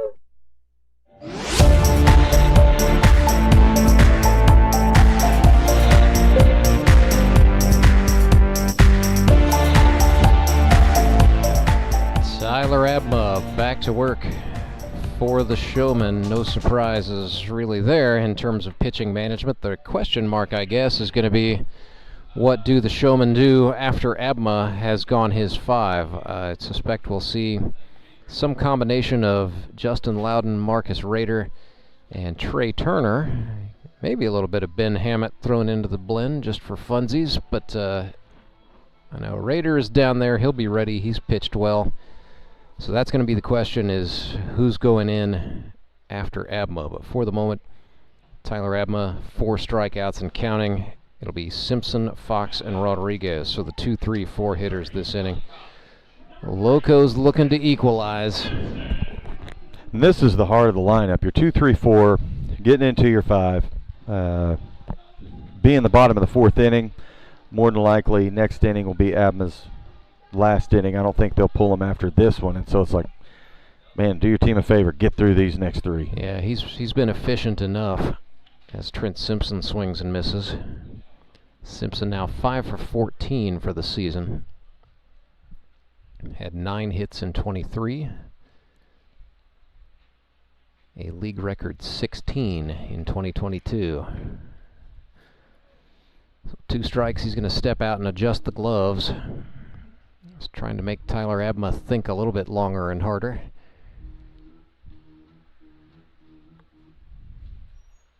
Abma kicks and delivers, swinging a foul ball back. Good thing Chris decided to boot, scoot, and boogie out of the way. No kidding. Kind of had a heck of a timing to decide to go over to the third base coach's box. Mesa was a little bit late. I don't know if he was giving somebody a pep talk or what the deal was, but he did not head over to coach third for the first couple of pitches of this Simpson at bat. No, Simpson just fouled that off. I mean, missed him by 10 feet. When you're down there, gang, let me tell you, head on a swivel. Because you don't know, foul balls, people, you can get a bat chucked out of your hand. We've seen that today. We've already seen that, yeah. We've seen foul ball just miss a guy. Baseball, there's no looking at your phone. It's head up, on a swivel. So another 1-2 pitch coming to Simpson. Got him on strikes. How about that for Tyler Abma? You know, Simpson had 3 foul balls in that at bat, and you think, okay, he's getting the timing. The more he sees pitches, the more that's to his advantage. And then Abma still able to bear down, get him with the high heat. And that's exactly what he went after, that high heat. I've got 2 strikes on him. He's really looking to cover that plate. Put it up over, but just a little higher where his hands sit rather low. He won't lay off of it, and he sure didn't. Jared Fox, 4 for 11 with 4 batted in for the season. Took a walk his first time up. Native of Weyburn, Saskatchewan, Canada, came to the United States, and you know, I don't know what the adjective is to use here. He ended up in Rolla, Missouri, at the University of Missouri S&T. Got his engineering degree. Now works for Springfield City Utilities. Lives in Ozark, Missouri.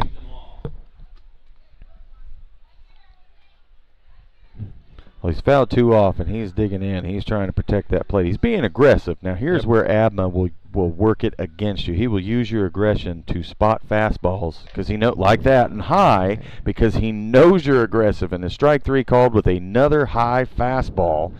When you have hitters who are up there that are swinging and fouling and swinging and fouling and swinging and fouling, you just got to elevate it enough because they're going to think it's in the same location. They're going to try to quicken up. And just like that, what you just saw was perfect execution by Abma. Throwing that high heat just a little bit higher, swing and a miss. Here's David Rodriguez. Woo-hoo-hoo-hoo. Did he check it?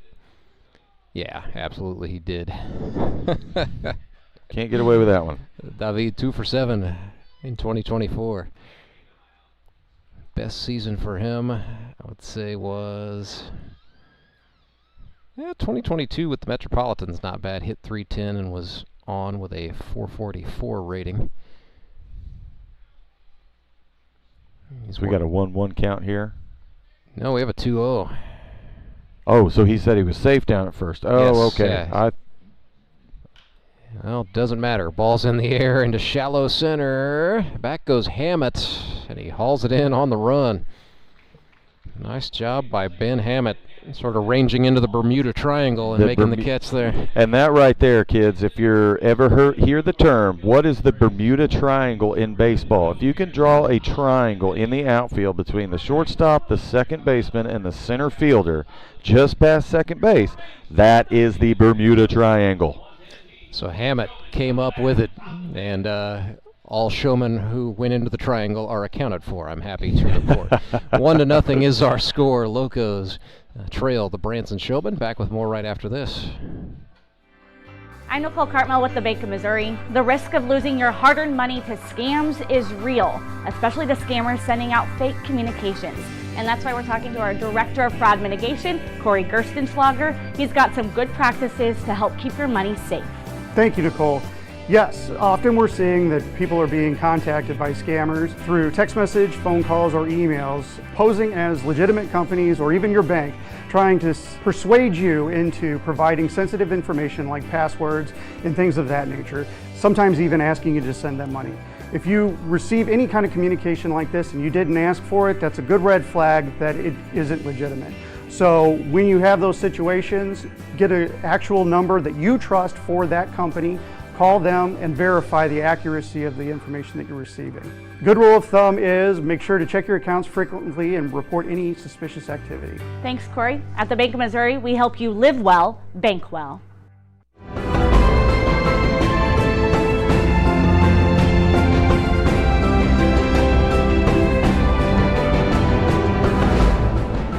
Henry's towing pitching change for the Republic Locos. They do pull Jayson Rose, and they do put Tyler Collison into the ball game. So the Hartville, Missouri native who now lives in Marshfield, Tyler Collison out of Evangel University. 7 innings pitched in 2024. He's given up 1 earned run on 3 hits, struck out 7, walked 4.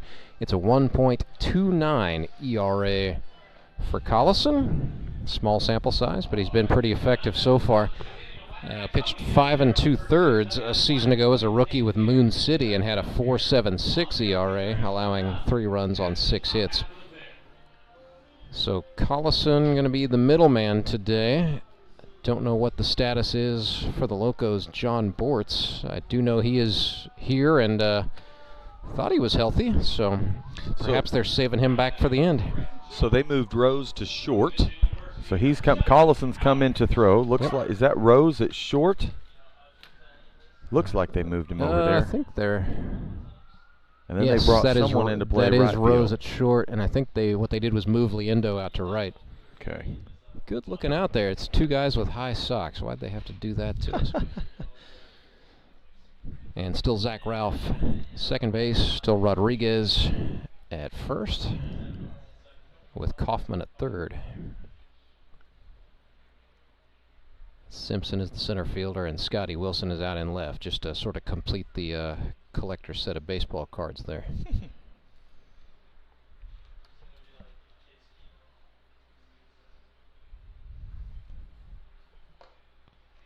Went right after him. That's what I like.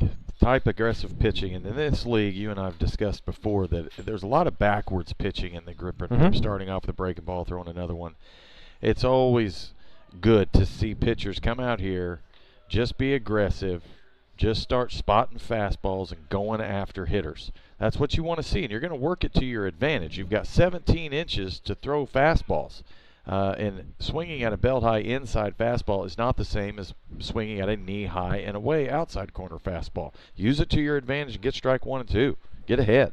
Collison has fought his way back after falling behind. It's 3-2 to Alex Bird, the Branson catcher. Payoff pitch. Oh, he walked him.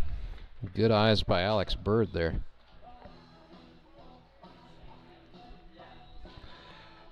Well, we might see something right here, because now when you have Leggett coming up, you got a man on first. Your starter is out. You're starting your bullpen rotation. You got a guy on first base, no out, and you have your 9-hole hitter coming up. And he's in the box now, and he's got wheels, and he's a good contact hitter. So a base hit here to get 2 on, and now you're back at the top of the lineup.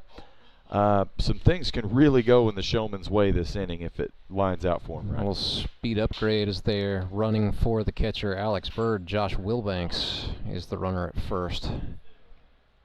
Got that United States Marine Corps speed. Which I've been on first base enough with him when I'm playing first and he gets on, and he's always gonna, he tells me every time, well, I'm not going. I'm not going. And then before you know it, give him a couple pitches, he takes off. Well, he's been watching Collison's timing, as there's a slider, beautiful pitch from Collison for a called strike on the outer half. It's 1-2 to Leggett. I'd like to see a sacrifice bunt right here. That's what I look for. Nobody out, yeah. Yeah, get your guy over. Because you know in the 9-hole, you got a guy on and you have your 1, 2, and 3 hole coming up right after that with a guy on second. You can get a rhythm going. He's moved over. Make it a 2-0 ball game instead of a 1. Why not, baby? Why not? Oh, that hit him. That hit him in the face. He is down. He wasn't is sure down. if that caught shoulder or face. Leggett went down. Yes, it looks like blood is pouring out of his nose. He's crawling away. He is crawling. Oh, my goodness. Just a high and in fastball. There's no ill intent there. No, and you can see by Collison's reaction, there was no intent to that at all. No. So yeah, Chris Leggett could be hurt from that.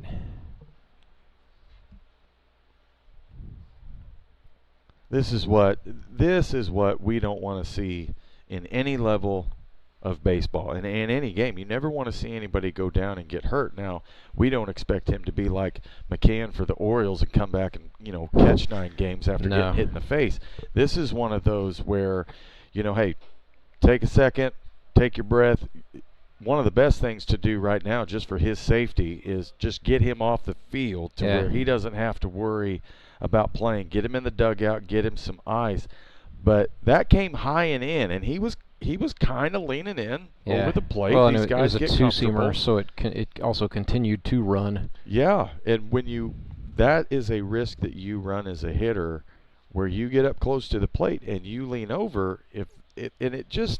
Sometimes the pitcher's just trying to put it far enough inside to get you off the plate, but he's not wanting to hit you like that. And his front shoulder opened, and it hit him. But, hey, good news, gang. He's walking off on his own 2 feet. He just looks like he's got a towel up on his nose. Yeah. Man, we wish him all the best and hope he's okay. And hopefully nothing's broken. It's just, a bloody nose. And that is terrible. It looks like just now rough. They're gonna run for him. Looks like they're putting some liquid to try to get some of the blood off the turf. And oh man. Yep. And nothing. There was no ill will on the part of Collison there, and that's kind of the Locos are trying to reassure him. Because this is a sticky situation now. Chandler Maples will run for Leggett, number 14. So Will Banks is going to be the lead runner at second base. 2 on, nobody out after the hit by pitch. And, when you're a pitcher and that happens, there are a lot of guys, it's tough for them to get settled back in after that because they knew that one got away and somebody got hurt, especially high and in a neck or in a face like that. I would, if I was the umpire, I'd let him have a couple warm-up pitches like, hey, shake that off. We got to keep playing. But I would suspect Collison will settle back down in here and pitch just fine. Skylar Carter up here for the Showmen. Collison started him off with a fastball that missed away.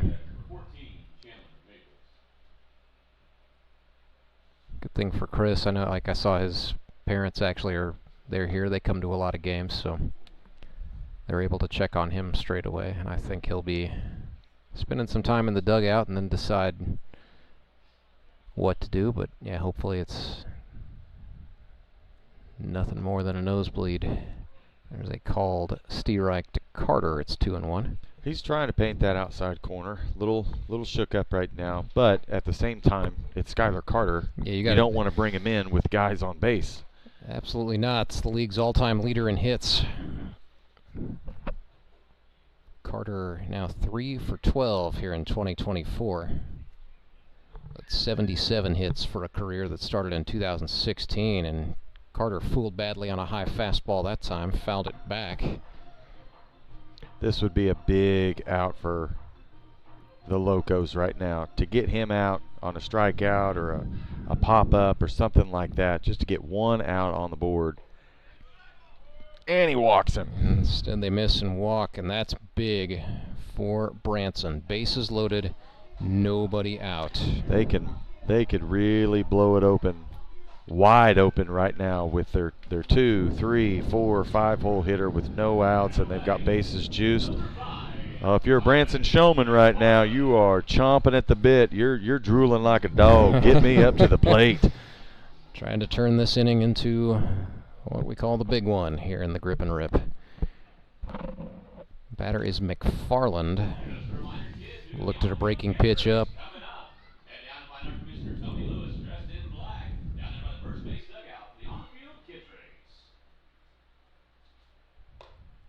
Collison misses up again to McFarland. One of the beauties about the game, Rance, that the people at home may wonder is, what's it like being in the booth? Well, what I can tell you is when you get a big whiff of jalapenos and nachos. Oh, and he hit him. Hit him right in the shoulder. So that's 2 hit batsmen. That'll drive in 1 run. The bases are still loaded. We still have 0 outs. And again, that was another high and in pitch, hit him off his left shoulder there. But now you have Thor coming to the plate with bases loaded and no outs. I tell you, this is an inning that can get blown wide open by the Showman. But it'll be interesting if we see it happen.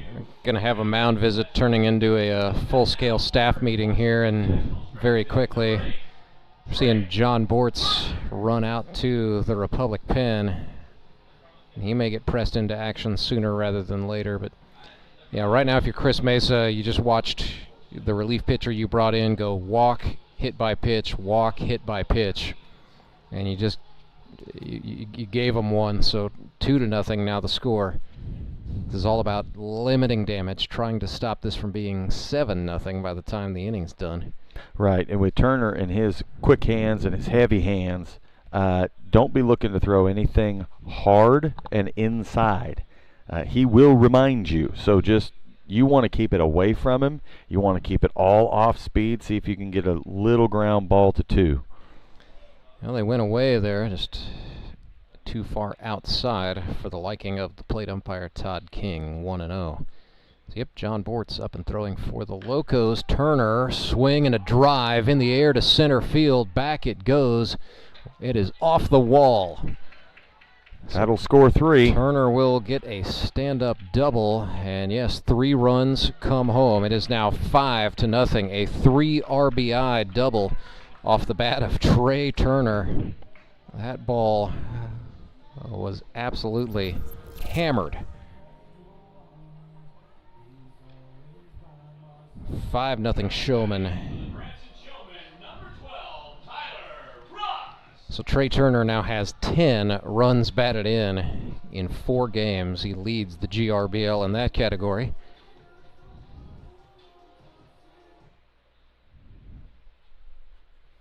It's Tyler Rusk.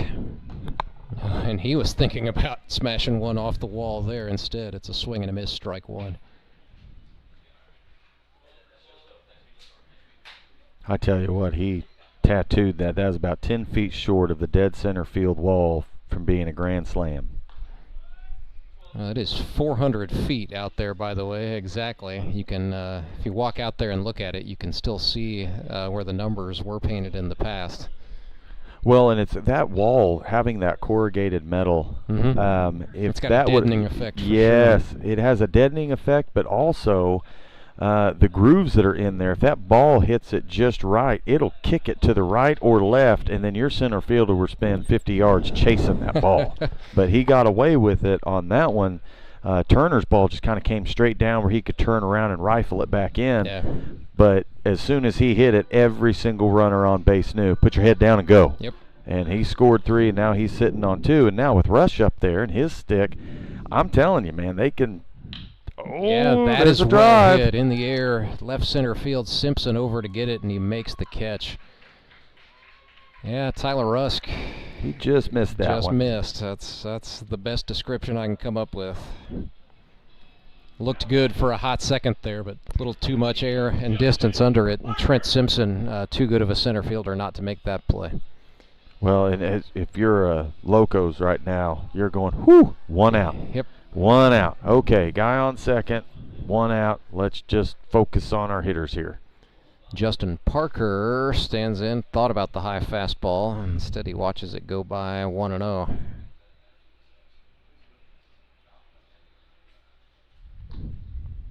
JP 0 for 2 today with a strikeout. Golfs this one, and that's got some spin to it as well. That's going to get down for a hit. Turner will get the whoa sign. No, he's got the go sign. Check that. They throw home. No play. It is 6-0. Showman, an RBI base hit off the bat of Justin Parker, who's now got 3 ribbies for the season, and the lead grows to 6. Kind of an inside-out swing there. Thought a nice piece of hitting by Parker, fighting one off. He definitely fought off that inside pitch, and that right there, when that ball goes up, that's one of the things you want to do when you're on second base. You don't just want to pay attention to your shortstop and second baseman. You want to turn around and you want to locate your center fielder and your right fielder. So when balls like that are hit, you can read them before they even get out of the infield. You're able to put your head down and just run and keep yourself from having a close play at the plate, like what Turner was kind of doing there. Turner ran about 3/4 of the way to third with his head turned around towards right field. Right. Kids, don't do that. Look at your third base coach, because he's facing it. That's so you want to be paying attention. That fundamental baseball you want to be paying attention to and thinking about. So Henry's towing pitching change for the Locos. They will call on Caleb Kaufman. So John Bort's still getting warm, lending me to believe he would come on for the 6th and then perhaps go the rest of the game. Kaufman being brought in here sort of on an emergency basis to be the mop man. 1 away and a runner on will be Parker when we come back, but Toby Yorks is going to be the guy who comes to bat. Caleb Kaufman out of Wablo, Missouri, sponsored by Worley Farm and Lawn Equipment in Wablo. He went to Evangel University. Before that, a first-team All-State baseball player, and basketball player for that matter, at Wablo. Worked in Fairgrove for a while, but then returned to his alma mater and became the baseball coach for the Tigers in 2023. Small sample size when it comes to pitching for Kaufman in the GRBL. 1 inning, no runs, 1 hit, no strikeouts, no walks, a 0.00 ERA. It's about all I can tell you. Gave up 1 hit and served up some grounders and went home. Don't worry about strikeouts. They're fascists. Throw ground balls. More democratic. Keep your defense on their toes. Let them help you out. And just have fun. You got a beautiful day today. I mean, we're talking 70, 75 degree weather. There's just maybe a 3 to 5 degree mile an hour breeze towards dead center. It's a great day to be at the ballpark. And we have Red Poseidon coming up. It is. Well, and if you're Kaufman, you can't worry about the 6 runs. It's just, you got to be sort of short-minded, focus on the now, get these 2 outs, and then live to fight another day.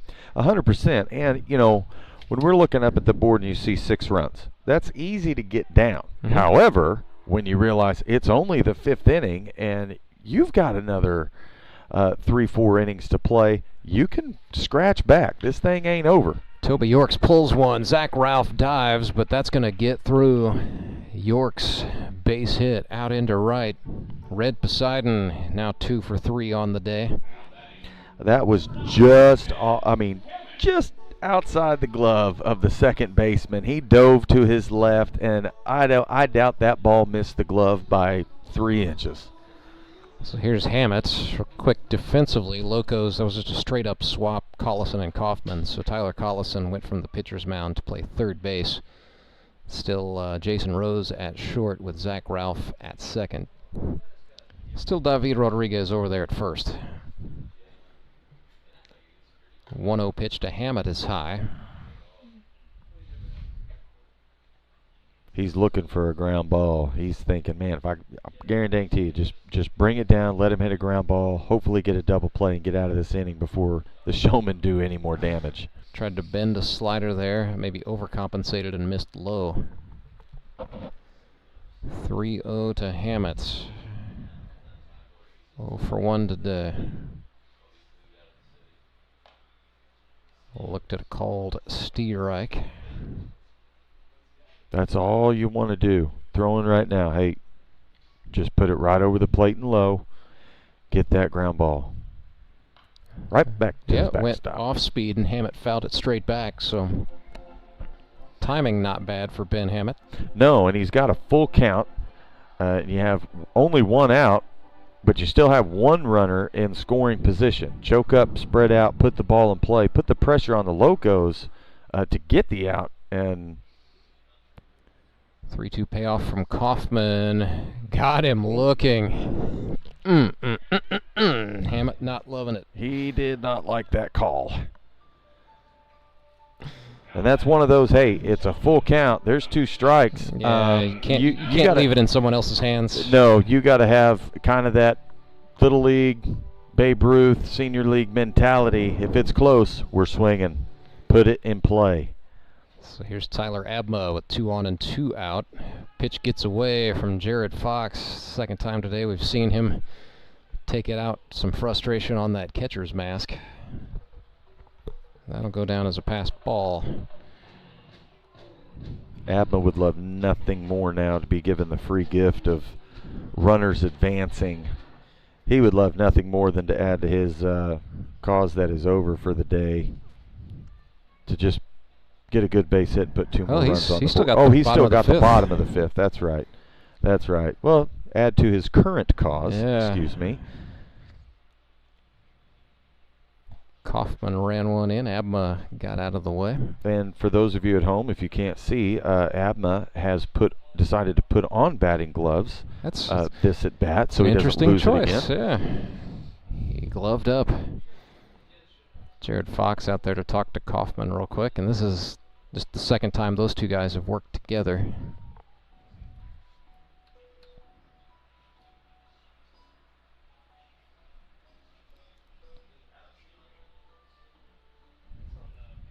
Abma would love nothing more to get a base hit because he can also, hey, that gives me more time to rest in the dugout before finishing my day.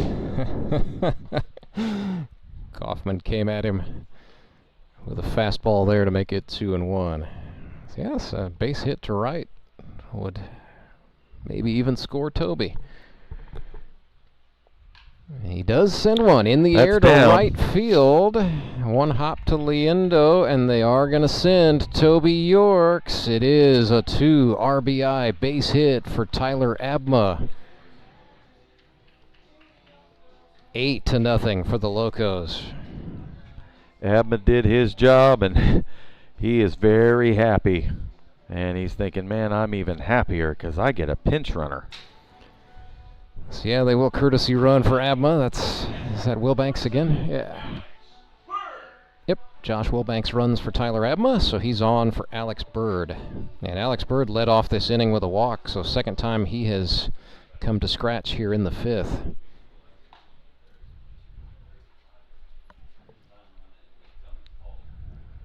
It is a 7-run 5th inning for the Showmen.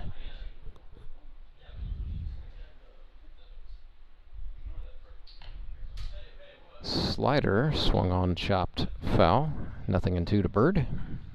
Now, when you think about an 8-run ball game, there'll be some coaches and players out there who think, hey, don't slap it on them, stay at first, don't steal second, we don't want to rub it in. Gang, this is the grip and rip league. We've seen 11 runs in an inning, 8 runs in an inning. It's you need every advantage you can, and it doesn't matter what inning you're in. If you can take second base, take second base. When you think about it, too, it's a different brand of baseball when you only play 1 day a week, and you get 9 games out of the year guaranteed. Great I guess. hit. Yeah, Alex Bird taking what was given, sends one into right. Wilbanks is going to go first to third, standing up. Nice job by Bird and some nice execution by Josh Wilbanks. It's good baseball all around there. Well, that was just good base running on Wilbanks because he knew as soon as that ball's hit, it's a line drive. There's 2 outs, so he's taken off anyway. But he put his head down. He knew that ball was down. It's not going to be caught. I'm making it to third. So before he even got to second base, he's halfway, and he just had his head down and moving. That is excellent base running. Way to read the ball. Showmen are going to send out a runner for Bird. That's the reason for the delay here is going to be Marcus Rader. And it's got to be Rader because Chandler Maples is coming on here pinch hitting for Chris Leggett, who was hit by the pitch there. And so I actually do see Leggett. He's down there on the front row behind the net, surrounded by, he's got his family there. So they're checking him out. I'm glad he is okay. This will be a straight up position swap as well, I suspect. Chandler Maples is a corner outfielder, so he'll come on and play right in the 6th. But yeah, Chris looks to be all right, and he's watching the game, towel to the face. We got a 1-1 count here with runners at first and third. With 2 outs, we'll see if Maples can coming in kind of off the bench, coming in maybe a little bit early, see if he can keep the rhythm going. I golfed that one at 1 hops. It's Jayson Rose is going to have to hurry. He will not get it there in time. Maples going to put that one into play a little bit awkwardly perhaps, but it got the job done. Another run scores. It is 9-0. I was waiting to go hit error, and they will give him an infield single. So an RBI for Maples.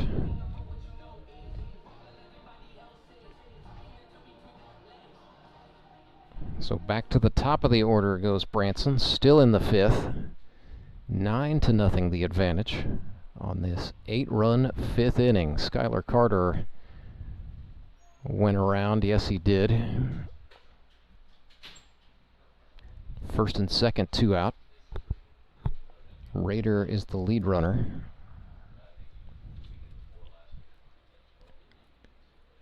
Infielders all playing in for the Locos. Kaufman missed a slider outside the lefty Carter. Right-handed pitcher against a left-handed batter here.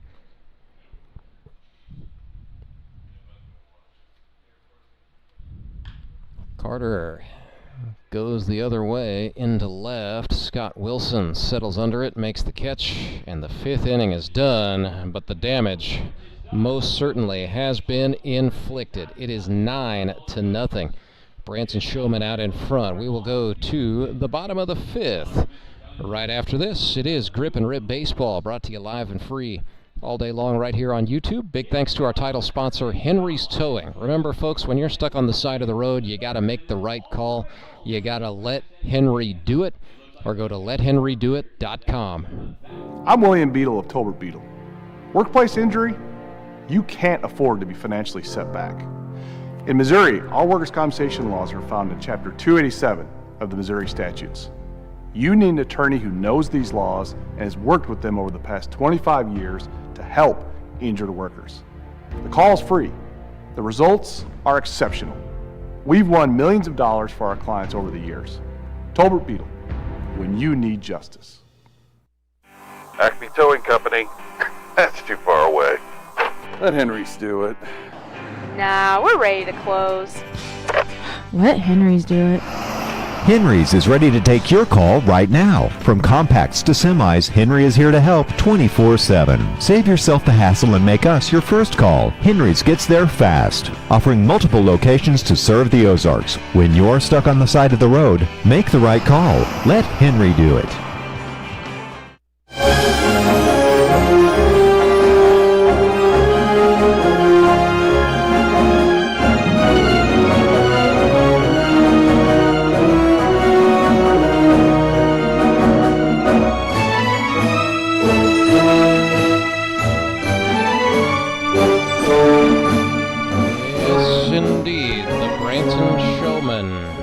Put up the big one. 8 runs go on the board in the 5th inning. So the Showmen now lead this thing 9-0. Bottom of the 5th, it'll be the last inning that Tyler Abma is eligible to go for the Showmen. If you're the Locos, that's got to get you a little bit amped up that you don't have to deal with Tyler Abma too much longer. I'm Rance Berger. He's Clay Odell. Yeah, so walk, hit batsman, walk, hit batsman. Bases clearing double off the bat of Trey Turner. Justin Parker got himself an RBI single. We saw Tyler Abma get a 2 RBI shot out to right. And then Chandler Maples with a little infield single ball kind of came in on his hands. Maples swung hard and Casey hit it, and that's why you always run after you put it into play, because he was able to hustle down to first base in time. It plated another run. It is 9-0. For the Purple People Eaters. They're saying to themselves, Jacob Carlson, who's that? I don't know. We're doing just fine. Yeah, the thing about Branson last inning, they hit it. It wasn't an air-filled inning. They hit it where the Locos weren't. And when you're pitching and the ball's just dropping everywhere in between your outfield and your infield, and in the hole in between your infielders, there's nothing you can do about that. The only thing you can do really is, hey, there's nothing to get angry or frustrated about. We're not committing a lot of errors. That's just part of pitching sometimes, and the rest of the time it's just, hey, we got to go out there and keep competing. We can have an inning like that too. Jayson Rose will look to get it started here. It'll be 5, 6, 7, so Rose, Liendo, Collison. Abma attacks in to make it 1-1. I love the fact that these pitchers have not been afraid to throw inside today. In a game where now it's, everybody freaks out when you throw inside. Not here. Yeah, Jayson Rose got one over the plate. That's in the air, and that is down. One hop into the glove of the right fielder, Chandler Maples. But the first base hit in the career of El Cajon, California's Jayson Rose comes at a good time. Congratulations there, Dad. You're aboard. Arturo Liendo. Arturo Liendo, Roof Repair Pros. He got recruited into the GRBL, I believe, by David Rodriguez and some others, but he's excited to be here. Arturo, I know, played a fair bit of slow-pitch softball down in Branson, even, ran his own club for a few years, but said, man, I Just want to play some baseball real bad, and this is it. Hey, if you know anybody, if you're listening to this at home and you know anybody who still has a desire to play baseball, have them check out Grip and Rip Baseball on YouTube and watch the games and see if they'd be interested, because there's a lot of guys for Ball 1 on Abma here. There's a lot of guys out there that still want to play baseball, and we welcome them to come play baseball. It beats playing slow pitch softball. But at the same time, a lot of the friendliness and just the camaraderie and everybody having a good time, it's just like playing slow pitch with a fun group of guys, or if you're in a church league or whatever. But out here, instead of playing slow pitch and you get to play baseball, come be a part of it. It's a wonderful time. It's got all the camaraderie with the organization and the intensity dialed up a little bit. Liendo swung and missed. I don't know if anything is as intense in life as church league softball, at least that's true. The leagues I've been in. I had to survive that a couple summers back home in northeastern Oklahoma. It's quite intense. There are certain denominations, Clay, that don't mess around, and I'll just leave it at that before I get myself in any more trouble. That's okay. That's okay. I will say that, to piggyback off that, if you've got a friend maybe you've watched a few games with, or you have an office outing to the ballpark, and maybe there's a certain gas bag in your group who says things like, I could totally still do that. Hey, we welcome those types too. Come prove it. We have a lot of guys who maybe start out as arrogant gas bags and get humbled a little bit, but then hang around. And we can work with that. So bring them out to the GRBL. I don't know if I would rate myself as a gas bag as much as a hot air bag, but a high pop fly driven out to left field, but he's camping under it. Justin Parker just hung on. Caught it with two hands. Good fundamentals. Got squared up under it, but that ball started to drift back towards center field about the last 20 feet on the descent. And he had to shift to the left a little bit, but two hands caught it. Good fundamentals. A little different with winds out of the east today. JP just pantomimed the motion to the center fielder, Skylar Carter. So I think they're having fun out there. So here's Scott Wilson. 0 for 1 today. That's got some air underneath it. Out to right it goes. Maples looking. This could be trouble. Carter's not going to get there. That is down for Scott Wilson, and he has got that cow got out of the pasture speed, thinking 3. Rose will score, and it is 9-1. That's one you don't want to see because that went off his glove, so that should be ruled an E8. They actually went E9, but yeah, that's an E8. No, I think the board is wrong. That's an E8. And those types of balls sometimes, when left field or right field and center field are going back towards the wall on one, somebody has to immediately start calling it, because you get into the vicinity of each other where you start to see each other out of your peripheral vision. Yep. It creeps in that doubt of, are we going to run into each other, or who is calling it? And the center fielder went right after it, and then it just kind of tailed back and put his glove up, went off his glove, and that's what you're the last line of defense out there in the outfield. The last thing you want is for one to go off your glove and then let the base runners run. Yeah, you can see Skylar Carter not happy with himself out there. Kind of his body language between pitches is telling the story as it's 2-0 to Caleb Kaufman, Wablo, Missouri native. He just needs to shake that off and go, hey, we're still in this thing. These guys can hit another one to me. I need to be ready for the next one. He needs to shake that off a little bit. Don't get down on himself, man.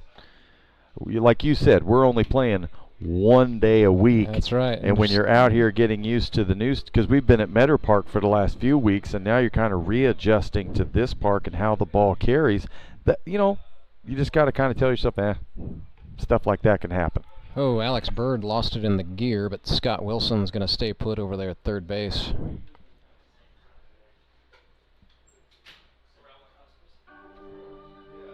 Yep, when you only get 9 or 10 days out of the year where you're guaranteed to play a baseball game, there's no need not to be excited, and there's no need not to be engaged with every play.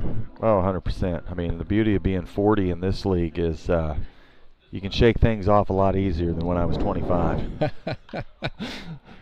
Kaufman went up high with it. Clubbed that one. Foul ball in the stands, and there's only one little guy running to get it. It's all his. No one's even making it a competition for him. Well, it was good as that ball just caught the right spot, a gap in the seats, and went down the stairs. It's going to favor him. Kaufman got a nice little piece on that. That's going to get down beyond the reach of Justin Parker. Another run scores for the Locos. It's 9-2, and then a little bit of soccer action out there in left center field, but they're going to limit Kaufman to second base. But a nice bit of hitting from Caleb Kaufman for the RBI, and it is now 9-2. That was an outstanding hit, and this is what the Locos are needing. Like, hey, the Showmen had a big inning. They got 8 in 1 inning. They're up 9-2, but we still have the 5th, the 6th, the 7th, the 8th, the 9th. Like, claw away just a few runs an inning. If you can get a few runs on Abma, you're doing something. Yep, don't have to get it all back, but certainly putting up anything other than bagels on Tyler Abma is going to work in the favor of the Locos. It's really the first time we've seen them get tested, if you will. It's Republic Club 3-0. Been playing some tight ball games. Came into the day, the run differential was 14 in their favor.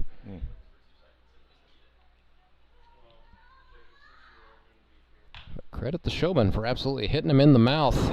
Tyler Rusk got it, had to turn and flip the throw, and a nice hustle by Tyler Abma, adjusting to what Tyler Rusk served up to him there. So the inning is done. Locos get 2 across. That makes it a 7-run ball game, 9-2. And we'll see what... I do see John Bortz going out to the hill for the Locos. We will tell you about him when we come back.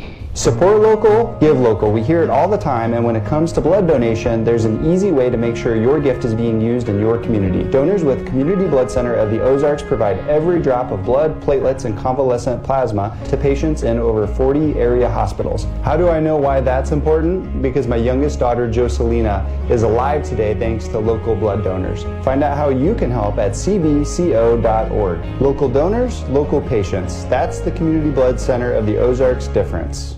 Do you ever wake up and feel like you're already out of energy? I haven't felt that way since I started doing yoga. You do yoga? Every morning. Best change I've ever made. Try our community classes for only $8. Sumit's Hot Yoga. You are going to feel awesome!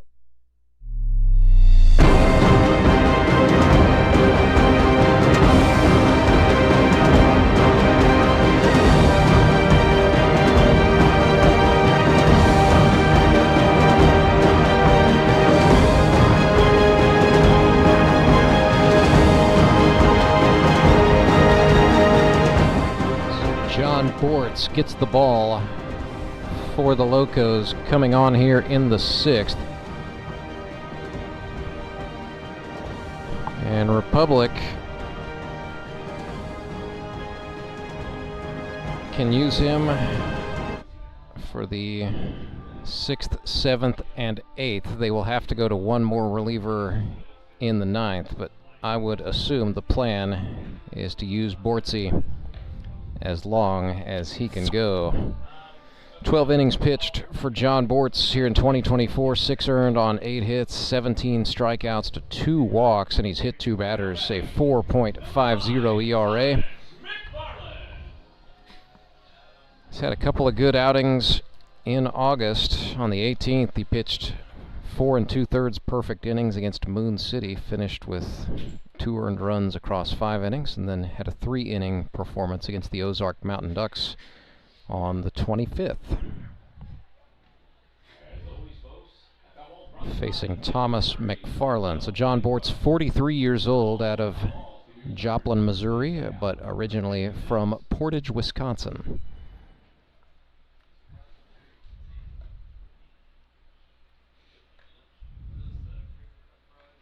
A little bit of a sidearm delivery there to make it a little bit difficult to pick up maybe a 2-seam fastball as compared to a slider. Everything's going to tail away. Missed outside against Thomas McFarland to make it 2-1. Which if he gets it over the plate and it's in your zone, you want to look to hit the other way.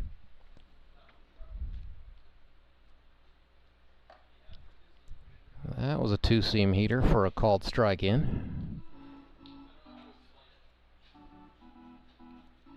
And the Locos have, this is a full battery swap actually. They've got Collison behind the plate catching John Bortz.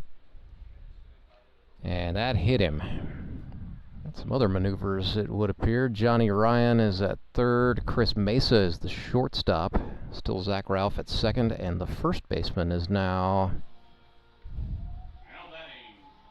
Andrew Meyer. Third hitter today, hit by a pitch. Everybody's trying to send a message to the showman, I guess. It's actually the second time Thomas McFarland has been hit. Yep. Walk, strikeout, hit by pitch, hit by pitch. Probably not what he was looking for when he signed up. There's Trey Turner. Looks at a slider outside. So Turner 1 for 3 with a double and 3 batted in.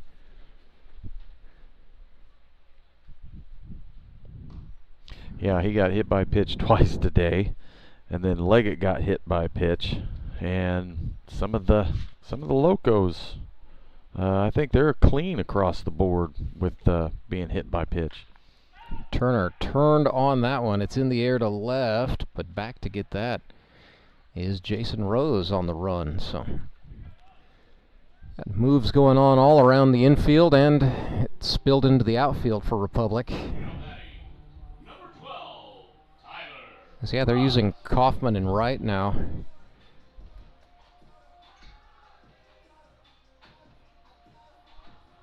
I will say that about the Grip and Rip League. If you're thinking about joining the league and being a part of it, you're kind of wondering what position you're going to play, or if you'd get to play a position that you like, just stick around 4 innings. They'll make changes. Yeah. If you don't like where you are now, just wait a couple innings. You definitely can get moved. I've played everything on the right side almost, except second base. Played right field, center field, first base, pitcher. Making my way to the left side of the diamond. Well, maybe by the end of the year I'll get over there. Well, you know, just certain managers have different thoughts and philosophies on, you know, positions they like to platoon. I can remember a Mountain Ducks team from a couple of years ago that it just felt like it was a new second baseman every inning for some reason. It was, a new guy's coming on, I guess he's going to go to second base. Well, I just now noticed that Tyler Rush has come up to the plate with a black bat. Yeah, I hope he did not break his number 2 pencil. That would be a tragedy, because that bat is beautiful. Wonderful piece of art. Maybe he just said, you know what, I don't have a hit today. I got to do something different. That is in the air into right field. Can't see it. The right fielder didn't see it. Absolutely lost it. Did the right fielder Kaufman. So McFarland is going to come across. Nice bare hand play by Mesa, but then he rifled it toward the Showmen dugout. And so Tyler Rusk is going to come away with a run batted in on that play. They're giving him the hit. 10-2.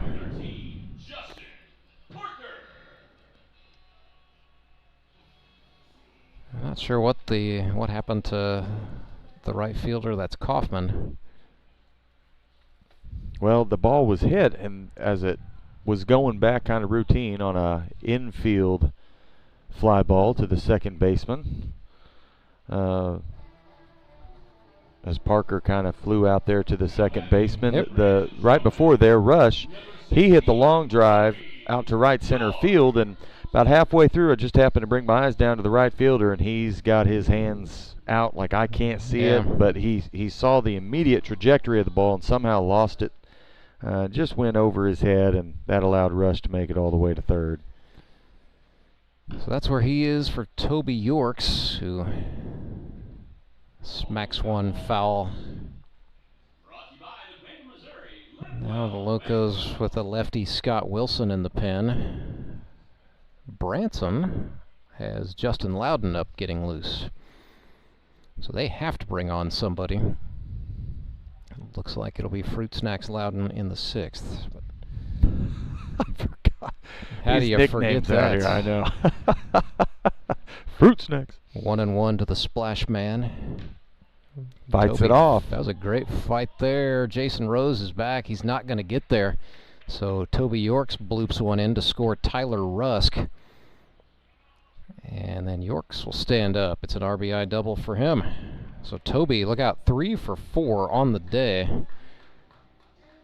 with 1 ribby. You know, he's such a big fella too. He just swings it naturally. That ball, and he gets a hold of it, the ball's going to carry. So you kind of need to be ready in the outfield. If Toby gets a hold of one, it's going to be moving pretty quick, so you need to be on your toes. Marcus Rader takes his first plate appearance of the day with a man in scoring position. Marcus 1 for 2 with a single. He is sponsored by Bailey Chevrolet GMC in Willow Springs, Missouri. But Marcus originally from nearby Kabul. Nice breaking pitch from Bortz. Just froze him there. 2-1.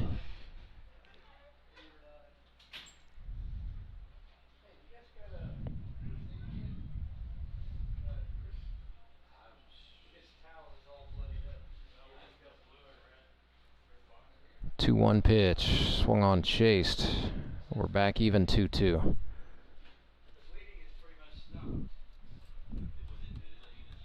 (11-2) the score. Not what the Locos were thinking when they got up today. As Rader goes down on strikes. Yeah, that's the 3rd out. Guys were not sure that was the end of the top of the 6th. Yes, indeed it was. Yes, we must know how many outs are at all times. That right there, kids, if you're watching, after every hitter is why it's so important for your middle infielders to communicate to the outfielders around. So Zach Ralph, the second baseman, started to jog off. I think John Bortz thought, hey, man, I found the zone. Let me pitch to a couple more guys. So 11-2 is the score. We're back with the bottom of the 6th, and Fruit Snacks Loudon right after this. Gary and Sandra Henry started Henry's Towing nearly 5 decades ago. Customers knew that Henry would be the guy coming to help. People would call and ask to let Henry do it. And as Springfield has grown, our family has grown as well, so there's always someone around to come help you out. Everyone at Henry's is a member of the family, fully trained and as dependable as the original. With a family this size, help is always right around the corner. So if you find yourself in need of roadside assistance, remember to call the name you've grown to know and trust. Remember to let Henry do it! When it comes to protecting your home, you need professionals who care. At Roof Repair Pros, our skilled team delivers high-quality roof repairs with attention to detail and precision. Call us at 417-677-6164 for free estimates. Craving authentic Venezuelan cuisine? We're bringing the vibrant taste of Venezuela right to your neighborhood, introducing Chemo's House. Arepas, taquinos, empanadas, and refreshing Venezuelan drinks. We are located in 2166 State Highway 248, Branson.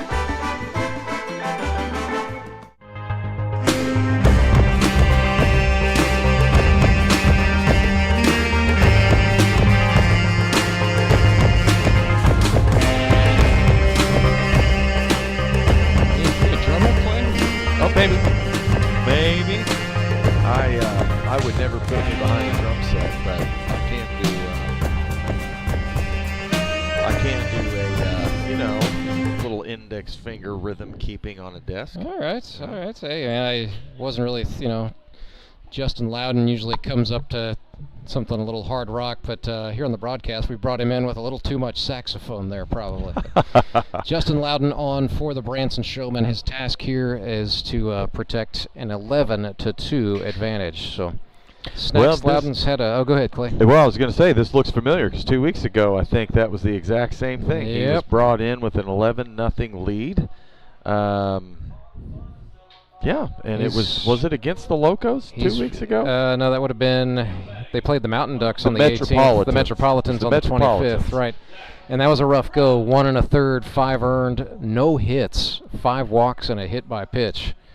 So that's really been the story for Loudon. 9 walks in his last 2 appearances. It's a high ERA. really pushed by 14 walks across 5 1/3 innings pitched. So if he can somehow locate as he throws ball 1 to Zach Ralph, I think we'll see him dial in and return to the Justin Loudon of old. But he's been struggling with command as he starts Zach Ralph by hitting him in the lower back, and that will begin inning number 6 for the Locos. So that is the 4th hitter hit by a pitch today. Well, you know, it's getting a little wild. It's about time somebody on the Locos got hit, right? I guess so. I mean, it's better to get hit with a curveball than a fastball. Can't let the showman get plunked all the time. Speaking of that, just heard a little bit from friends of Chris Leggett. He is okay. He's going to be okay, and will live to go on. Just his September 8th game here this Sunday is probably done. But stepdad Wiley Hendricks came up and let us know that. We appreciate that. Outstanding. And we got a stolen base. Stolen base for Zach Ralph. It's kind of hidden treasure in this league. Not too many people take second base, let alone third. But we got some guys every once in a while who want to steal, and that just makes the game so much more exciting. There's Trent Simpson thinking about driving one down the left field line. Instead, it's a strike. Man on second, no outs. Left-handed hitter lay a bunt down third base line and hightail it to first. Try to beat it out, but if not, at least you've moved your runner over.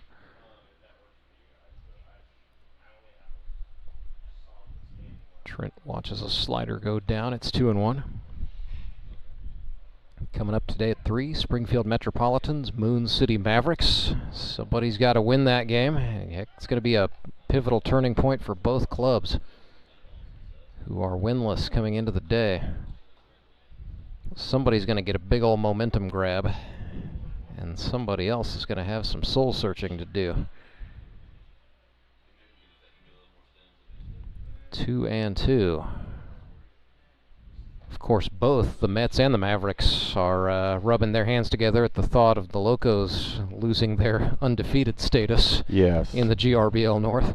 Well, no one, let's be honest, I don't think in the history of this league, no one's gone undefeated. That's right. You're going to have a day where, you know, you might lose 1 or 2 games throughout the season.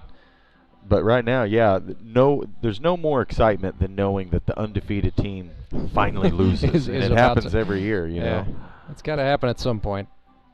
You know, we've seen I guess the best I can remember would be in 2000 and, that's a catch for Trey Turner in foul territory. That's going to retire Trent Simpson. That's a big out. So this would have been 2019. Yeah, there were 2 teams that were 4-0 headed into a meeting week 5. And, of course, somebody went to 5-0, and then another club started spiraling after that. That was Shockers Naturals. It's before the town ball era. That was when teams were usually named for sponsors rather than the towns. But 2020 was when we went to what we call the town ball format, where the team names started to stay consistent season over season.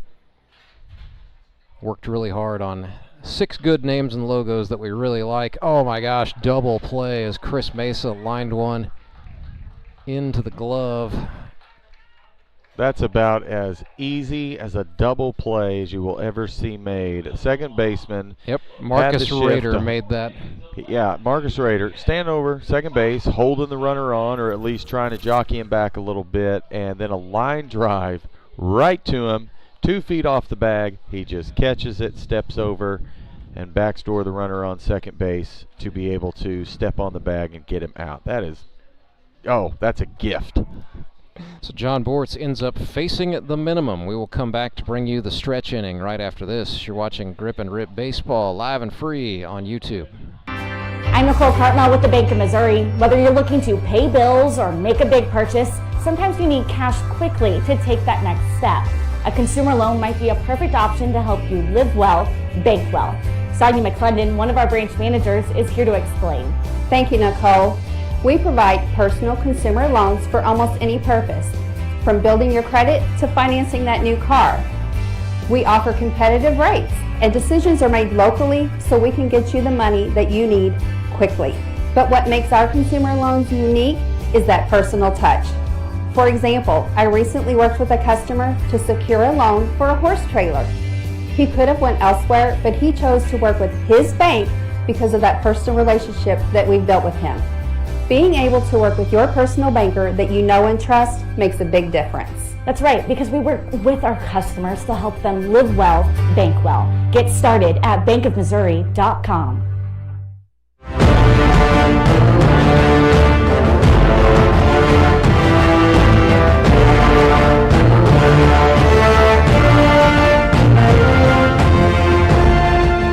Bit of a surprise move here. It's a Henry's towing pitching change for the Locos. And I'm not surprised they're going to Scott Wilson. I'm just surprised at the timing in the game. So the left-hander Scott Wilson is on so far in 2024. 2 innings, no runs, no hits, 2 strikeouts, 1 walk, 1 hit batsman. It's a 0.00 ERA. Wilson a season ago with Moon City gave up 2 earned runs in 7 1/3 innings of work for the Mavericks, allowing 4 hits, striking out 8, walking 8. But we definitely saw the walk ratio drop down for Scotty so far throughout. He pitched some in the preseason jamboree, and he's looked pretty sharp for the Locos thus far here in 2024. Native of Neosho, Missouri, stayed close to home and went to Crowder College. Real close to home. Studied agriculture and then got a job running a big commercial farm outside of Miller, Missouri. So that's where he makes his trade.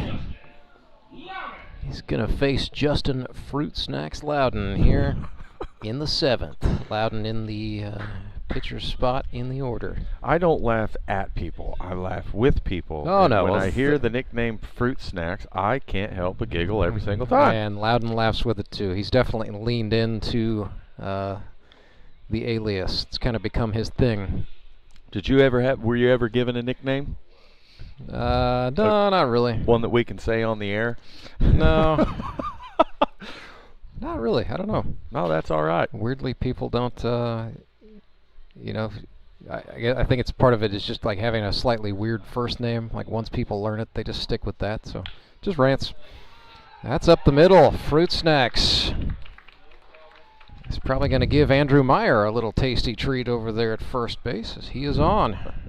That was a good piece of hitting. Just slapped it right back, and pitcher almost snagged it. I mean, he reached down real quick, and it just got by him enough to skip on out of the infield, get a start for the inning, get on first base. That was a good piece of hitting. So he is on for Josh Wilbanks, making his first plate appearance in this one. He pinch runned earlier, correct? I thought I Yes, he's run twice. Josh 1 for 3 for the season.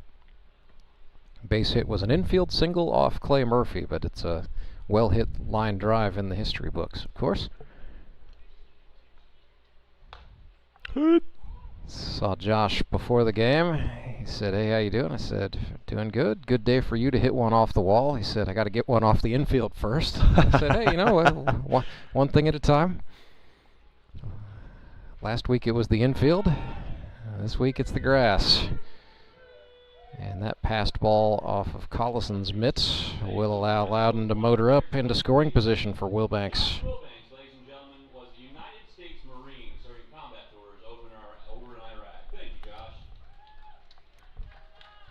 Paying a little homage to Josh there about his service in the Marine Corps and deployments.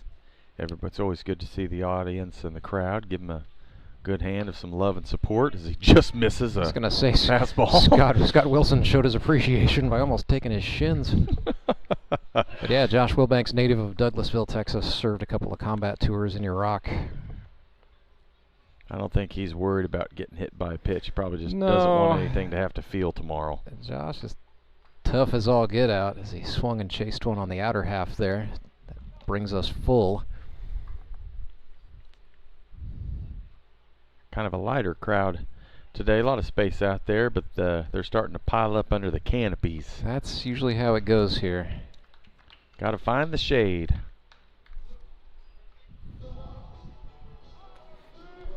So they walk Josh Wilbanks. And that'll bring up Maples in the 10 spot. Chandler 1 for 1. All right, Syrup, let's go. Well, speaking of tough, Chandler Maples is a different kind of tough. I would say mentally tough. He's in his second year as a science teacher and a coach at his alma mater over there at Clever. Okay. So he's dealing with teenagers who might be feeling themselves a little bit in the classroom on a daily basis. Yeah. That's tough, 6 or 7 hours of that each day, and then he goes out and coaches when that's done. There's a line drive into left, but hey, when you come out and get a couple of base hits, makes it all worth it as he loads them. Loads them up, bases loaded, 0 outs. You're up 11-2. I mean, you're coming to the, again, top of the lineup. Yep. Bases loaded. No outs. I mean, these Branson, tell you, they're just a bunch of drooling dogs ready to get to that plate today. And they're swinging. They're swinging hard, and they're just hitting it for the most part, probably about 90% of the game, where the Locos aren't. They're just hitting good, solid base hits today. Scott Wilson starts Skylar Carter off inside. Lefty against lefty. Don't get to see that too often here. Showmen have a reliever up in the pen. That's Raider. That was a good pitch inside. He was definitely looking for something outside. You saw his shoulders kind of square up and step back. Just let it cross. Okay, still a 1-1 count. See where he hits it here. Oh, check swing. Yeah, Wilson went over the plate and down. 2-1 to Skylar Carter. So he didn't go. It's Carter 0 for 3 today with a walk. Uncharacteristically quiet. But a golden opportunity here. Bases chucked, nobody out, 2-2 even. All right, kids. You got bases loaded, no outs. If you're listening at home and you got 2 strikes, what do? Choke up and spread out. Put the ball in play. Now, he swung and fouled it off. He's protecting the plate, which is what you want to do as a hitter. But when you have bases loaded, okay, defensively that your out can be anywhere. You can get a force out anywhere. But on this kind of a turf with high choppers, you really want to look for the easiest out. And he rips one foul down the line, just about 2 feet right of the right field foul line, first base foul line. 2 feet to the left. We're probably talking about a couple of runs and maybe even thinking about first to home. When it goes down into that corner, because that bullpen section is open, if it goes down that corner, you might get an obstruction, so they deaden the play. But if not, and it hits the Centos sign and it's still considered live, it can roll out. Your guy on first base can make it all the way around home. But base Carter, hit. Yeah, that was it's snagged. Robbery by Ralph, and then, they botched the double play. And now Loudon is in motion. He's going to retreat back. Oh, goodness. Locos should have 2 outs. They get 1. So that was a line drive to the second baseman. He snags it, wants to backdoor to get the out at second base, but just makes a little bit of a wild throw. Gets past our shortstop. Third baseman goes back to back up the shortstop. And Fruit Snacks is on third, and he didn't break and just come all the way home. He got about 15 feet off the bag and thought, you know what, I think I'm just going to stay put. It's probably a little better. And then they flipped the ball to home to hold him there. But they got an out on the board, but it's still bases loaded. So here's Thomas McFarland chopping one to short. Meza steps on the bag for 1, and that's a tailor-made double play there on a 6-3. That's a happy double play to get out of the inning. And that's a wonderful gift. But kids, when bases are loaded and you've got it's your time at the plate and you got 2 strikes, you remember, you choke up, you spread out, you put the ball in play, put the pressure on the defense to make the play. 11-2 is the score. It is time for the 7th inning stretch, and here in the GRBL, that's brought to you by Sumit's Hot Yoga. And at Sumit's Hot Yoga, you are going to feel awesome. I need a change. My workouts are too boring. Oh, I've got an amazing workout for you. Hot yoga. I've lost weight and I'm more flexible. Try our community classes for only $8. Sumit's hot yoga. You are going to feel awesome. I'm Nicole Cartmell with the Bank of Missouri. If you're in the market for a new home, you're probably spending a lot of time looking at real estate listings. But there's one main thing you need to do to narrow down your search. Get pre-qualified for a home loan. Mortgage loan officer Shannon Meisner is here. How does this help you to live well, bank well? Getting pre-qualified for a mortgage loan is definitely your first step. Pre-qualification allows you to determine early on how much money you can borrow to purchase a home in connection with your monthly budget. This way you know what homes to be watching the market for. We have lots of different loan options to fit everyone's unique needs. This way we can help you accomplish your homeownership dreams and goals. And the best part about pre-qualification is there's no cost. It's quick, easy, and it makes you a smart buyer. Thanks, Shannon. And of course, our mortgage loan officers like you are here to help you every step of the way. At the Bank of Missouri, we help you live well, bank well. The Bank of Missouri is an equal housing lender.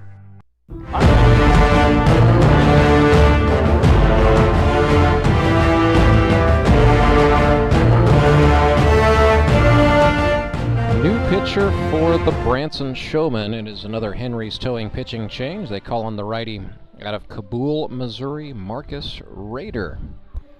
So Rader on in relief of Justin Loudon through his one inning and got out of there. Marcus Rader, sponsored by Bailey Chevrolet GMC. 3 innings pitched this season, 1 earned run on 3 hits.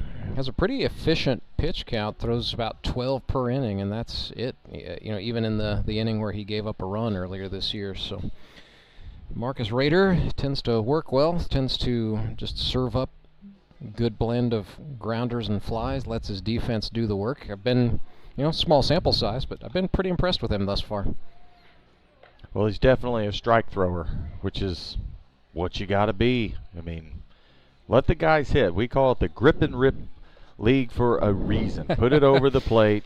Let guys take a rip. It's kind of, I think, the driven purpose of the league is to, instead of hit a softball, you get to hit a baseball. So go up there and take a rip. It just helps when you have stuff that you get to take a rip at, let alone your hands can hit what your eyeballs see. Put the bat on the ball. Andrew Meyer making his first plate appearance of the game. Got old Trey Turner dancing down there on third base. He's definitely a showman. It's Andrew Meyer from Dixon, Missouri originally. His sponsor, Springfield Cornhole. He's some sort of, the bags and the boards. Meyer, some sort of kingpin in that sport. Is it a sport? Well, it's on ESPN now, so I guess you could rate it as that. I don't know how the announcing goes for those type of how I'd say, you know what, I've actually tried to watch some of that. Just morbid curiosity got the better of me, I guess. And they speak there's a different lingo, a different lexicon. It's like, man, this is not the family barbecue or the tailgate party outside the stadium. This is serious business. I put bags or cornhole. I put that on the same level as curling in the Olympics when it comes to announcing. Now, don't go knocking curling. I love to watch the curling. I mean, if there's a dad sport for the Olympics, I think it's you don't have to be in great shape. You just be A shape and you can play curling. Be a curler. Same with bags. I love it. It's our wintertime sport, but the announcing for it isn't exactly electric. You got to just appreciate the intricacies of curling, and then once you get hooked, man, it'll get you. That's usually every time there's a Winter Olympics. You don't hear much from me for a couple weeks because I'm going to be up all night watching curling. Yeah. Seriously. No, I'm actually the same way. Really got into it a couple years ago when the USA was making their run in it, and I saw some of the memes, some of the artistry that people put online with photos from that was just some of Funny Jayson stuff. Rose slapped a breaking ball, and then Trey Turner, thought about trying to double off Meyer over there at first. He sure did. He just bought his time and caught the little line drive pop up to third, and then just, you know what, I think I'll send a rocket over there and see if we get him. But he beat it back by about 2 steps. So here's John Bortz. He's hitting in the stead of Liendo.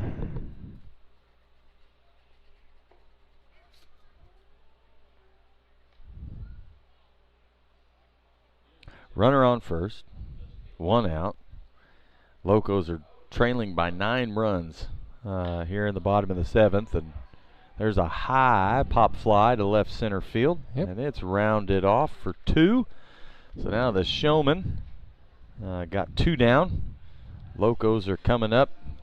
They have their Tyler Collison coming to the plate with a runner on first and 2 outs. Well, this is one of those, hey, you know, just get up there, grip your bat, take a rip, try to keep the inning from being over. Collison puts this one up the middle, and that's through. Good diving attempt by McFarland, but no dice as the baseball got into center field off the bat of Tyler Collison. His first hit of the day is well timed, and he's on for Scott Wilson. First and second for the lefty, who's 0 for 2, reached on an error last time. Well, he's 0 for 2, but I think he's due, you know. Most certainly.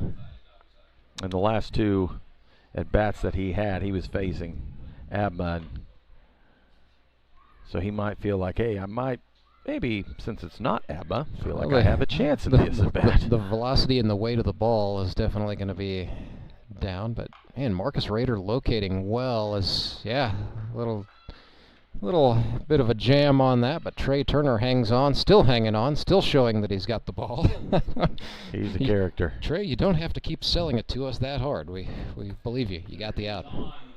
So let's go to the 8th inning, the score. You see players doing that, that's how you know they're up by 9. Yeah, 11-2 is the score. Showman out in front, trying to knock off the previously unbeaten Republic Locos. Back right after this.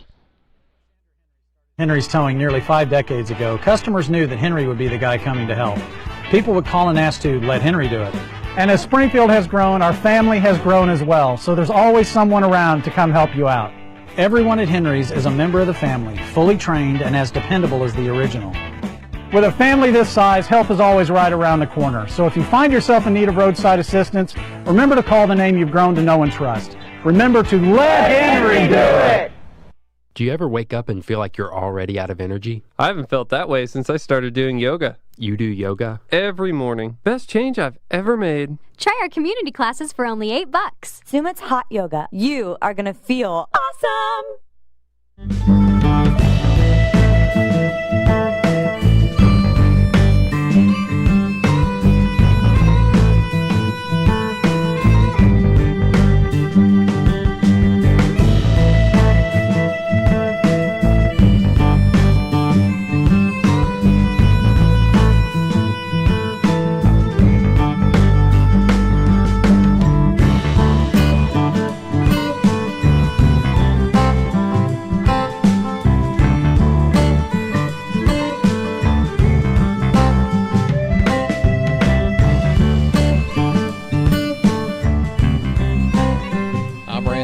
He's Clay Odell, the guy on the hill. Scott Wilson for the Republic Locos, who trail the Branson Showmen 11-2. The big one came in the 5th, in which the Showmen put 8 runs on the board.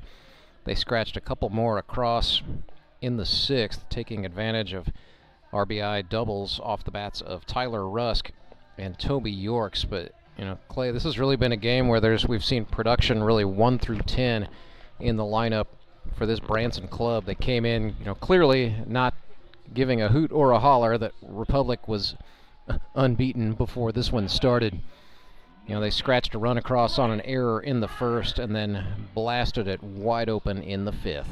Yeah, they definitely showed up not intimidated by anyone. And, I mean, they teed off in the 5th inning to put up 8. Other than that, we'd be looking at a 3-2 ball game. So here's Trey Turner. 1 for 4 with a double and 3 batted in today. He's not standing on the batter's box line like he was 2 weeks ago. No, he's settled back by about 6 inches. But definitely crowding in. You know, that's not unusual for righties in this league to hug the back of the box and then crowd in. That was just so funny. 2 weeks ago, if you haven't seen that game when they were playing the Metropolitans, Carlton came up there and his toes were on the line, and then the next at bat, Trey basically had his mid-shoe on the line.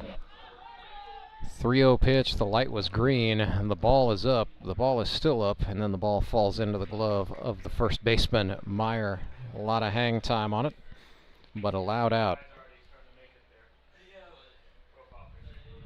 Well, they got 1 out. Just get 2 more. You just need to throw some ground balls. Don't try to do too much from the hill. You know, Russick, hey, another good hitter. Yep. Just like Turner is. You got Parker behind him. You're getting into the meat of the lineup. You know, don't try to do too much. Just keep the ball down. Rusk, native of Cole Camp, Missouri. He was another Crowder College guy, ended up at Central Methodist, finishing out his college career. It was largely derailed by injury in 2017, so one of those guys who had a long stretch of time away from baseball before he came out and joined us as a rookie a season ago. He was the only rookie on the Springfield Metropolitans, won a championship. Down 0-2 to Scott Wilson. Not sure if that hit the plate and bounced like that, if that hit the umpire. That was weird. That was a little bit different from our view. Just a little bit of a scoop. Didn't hit the glove just right. Maybe came up, hit his mask, and bounced off. It's kind of tough to see from here. I think that hit the umpire because Collison went out to Wilson to kind of stall, giving Todd King a moment. If I'm reading between the lines correctly. So 1-2 to Tyler Rusk. Swinging a chopper foul into his own dugout.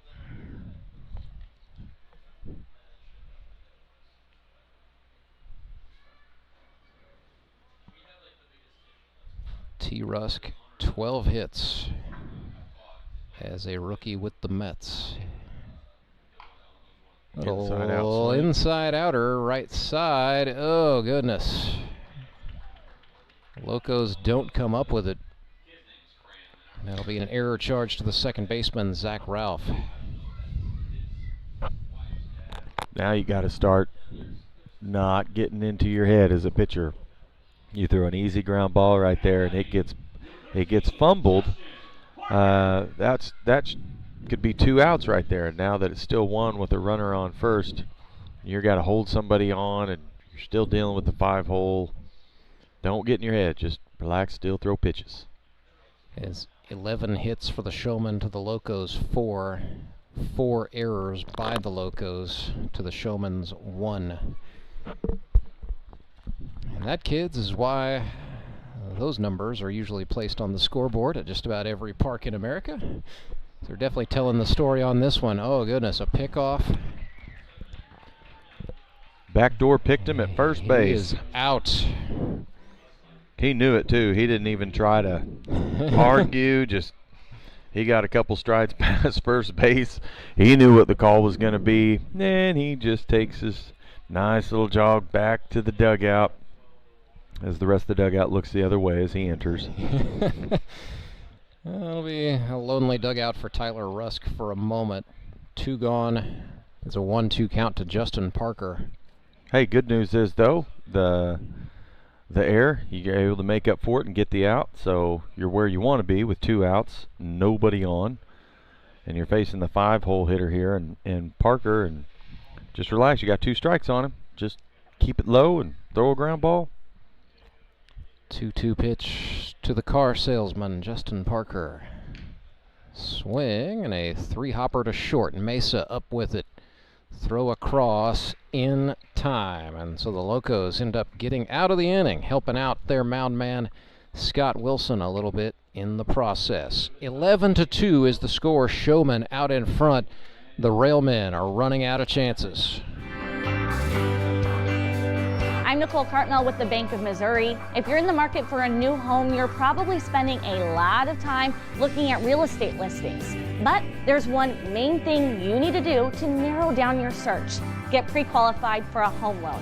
Mortgage loan officer Shannon Meisner is here. How does this help you to live well, bank well? Getting pre-qualified for a mortgage loan is definitely your first step. Pre-qualification allows you to determine early on how much money you can borrow to purchase a home in connection with your monthly budget. This way you know what homes to be watching the market for. We have lots of different loan options to fit everyone's unique needs. This way we can help you accomplish your homeownership dreams and goals. And the best part about pre-qualification is there's no cost. It's quick, easy, and it makes you a smart buyer. Thanks, Shannon. And of course, our mortgage loan officers like you are here to help you every step of the way. At the Bank of Missouri, we help you live well, bank well. The Bank of Missouri is an equal housing lender.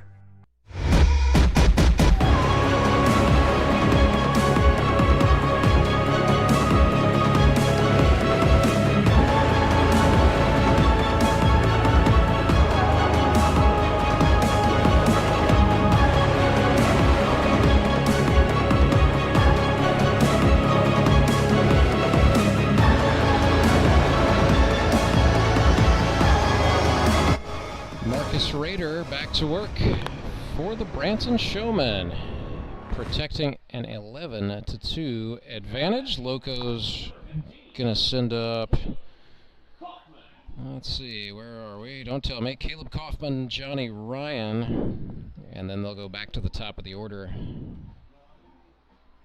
Should be Zach Ralph. Batting third this inning. Raiders' first pitch to Caleb Kaufman is a ball inside.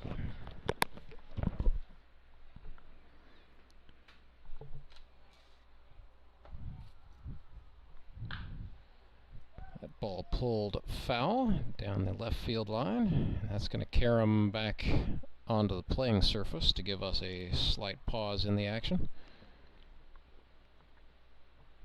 So once again, coming up at 3 o'clock, Moon City Mavericks and the Springfield Metropolitans. Tonight at 6 on Baseball Night in the Ozarks, it's the undefeated Nixa Suckers taking on my partner Clay Odell and the Ozark Mountain Ducks. Kyle Carpenter and Logan Wiley, the probable starters in that one. That's a pretty good tussle right there. As here's a swing and a chopper to third. Turner up with it for the Showman and rifles one across into the glove of Tyler Rusk for the out.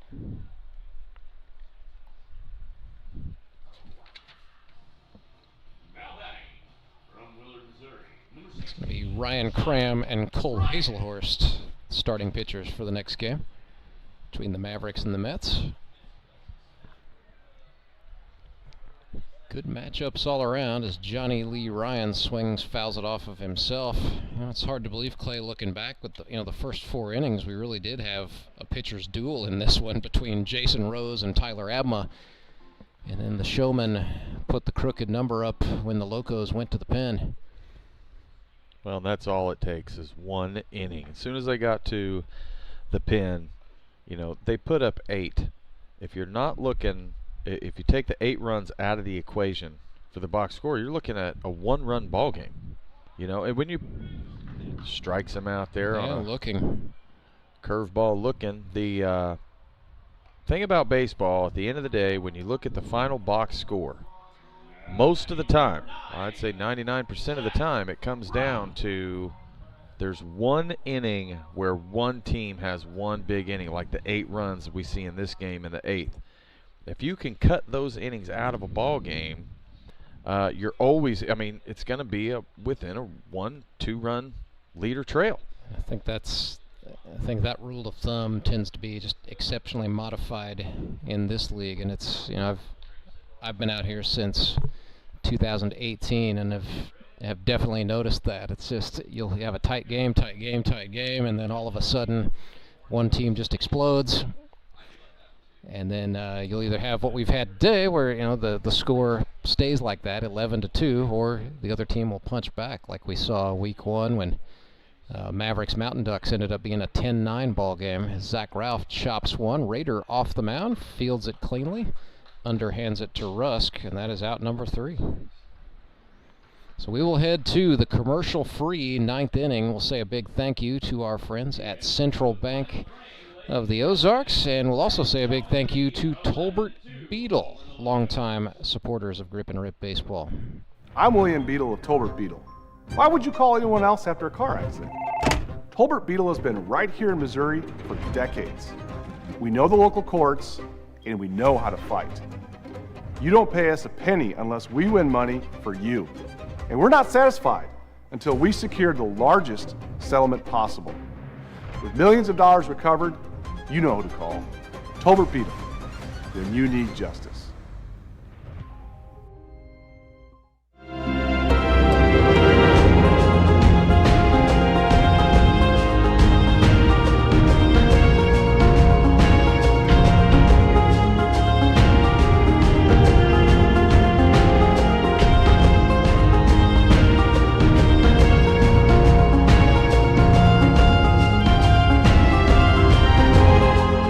Scott Wilson back at it for Republic. It'll be a third inning of work for the left-handed cattleman from Miller, Missouri. I've seen him drive the hay truck, actually, to games a couple times. I remember a night I saw him pull out of here towing a trailer with 3 round bales on it. So that's the thing about guys that run cattle, is it is not a job, it is a lifestyle. It definitely is a lifestyle. We go to my wife and I and my son, we go to the Sauk River Cowboy Church out there at the Springfield Stockyards. And, nothing like showing up on a Sunday morning with the fresh smell of manure in the room, and we don't mind it at all. We just love it. It can affect your concentration Well, it can if you get a ripe one, but if you've ever been around that, if you've ever been around the smell of cattle, it doesn't bother you at all. As a matter of fact, it helps you kind of loosen up and kind of chuckle on the way into church on a Sunday morning. Uh-oh. Toby Yorks 3 for 4 on the day with a double and a run batted in. And he's switch hitting. He is batting right-handed. The splash man. Trying to make it splash, man. Toby now 7 for 12 for the campaign. Fouls that one back. So second in the league in hits. He and Courtney Spitz with 7 trail Trey Turner, who's got 8.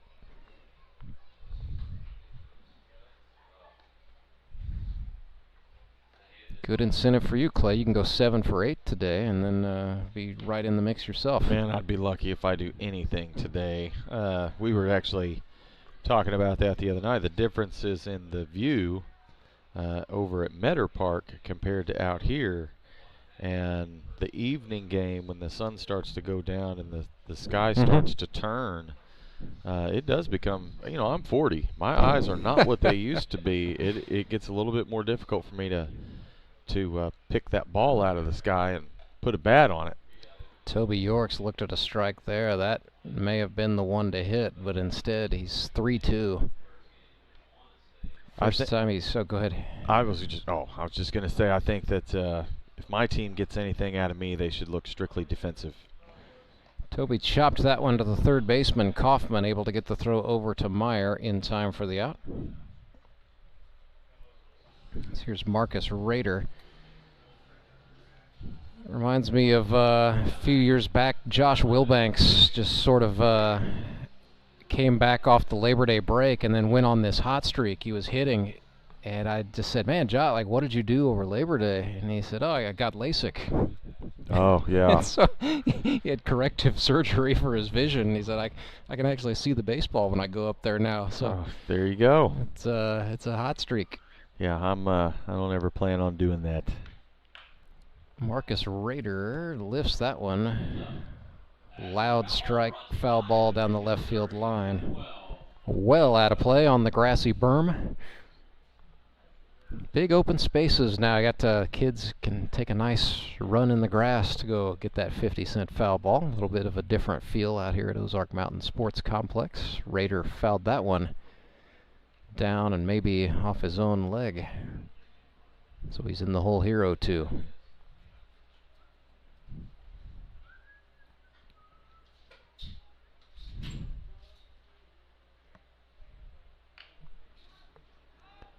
This is lifted. It'll stay on the infield. Wilson, an outfielder when he's not pitching, just opts to handle that one himself. 2 gone. And so this is Hammett re-entering.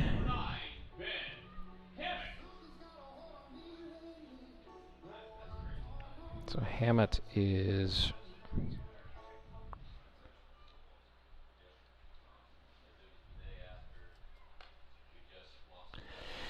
he's due for today. He is.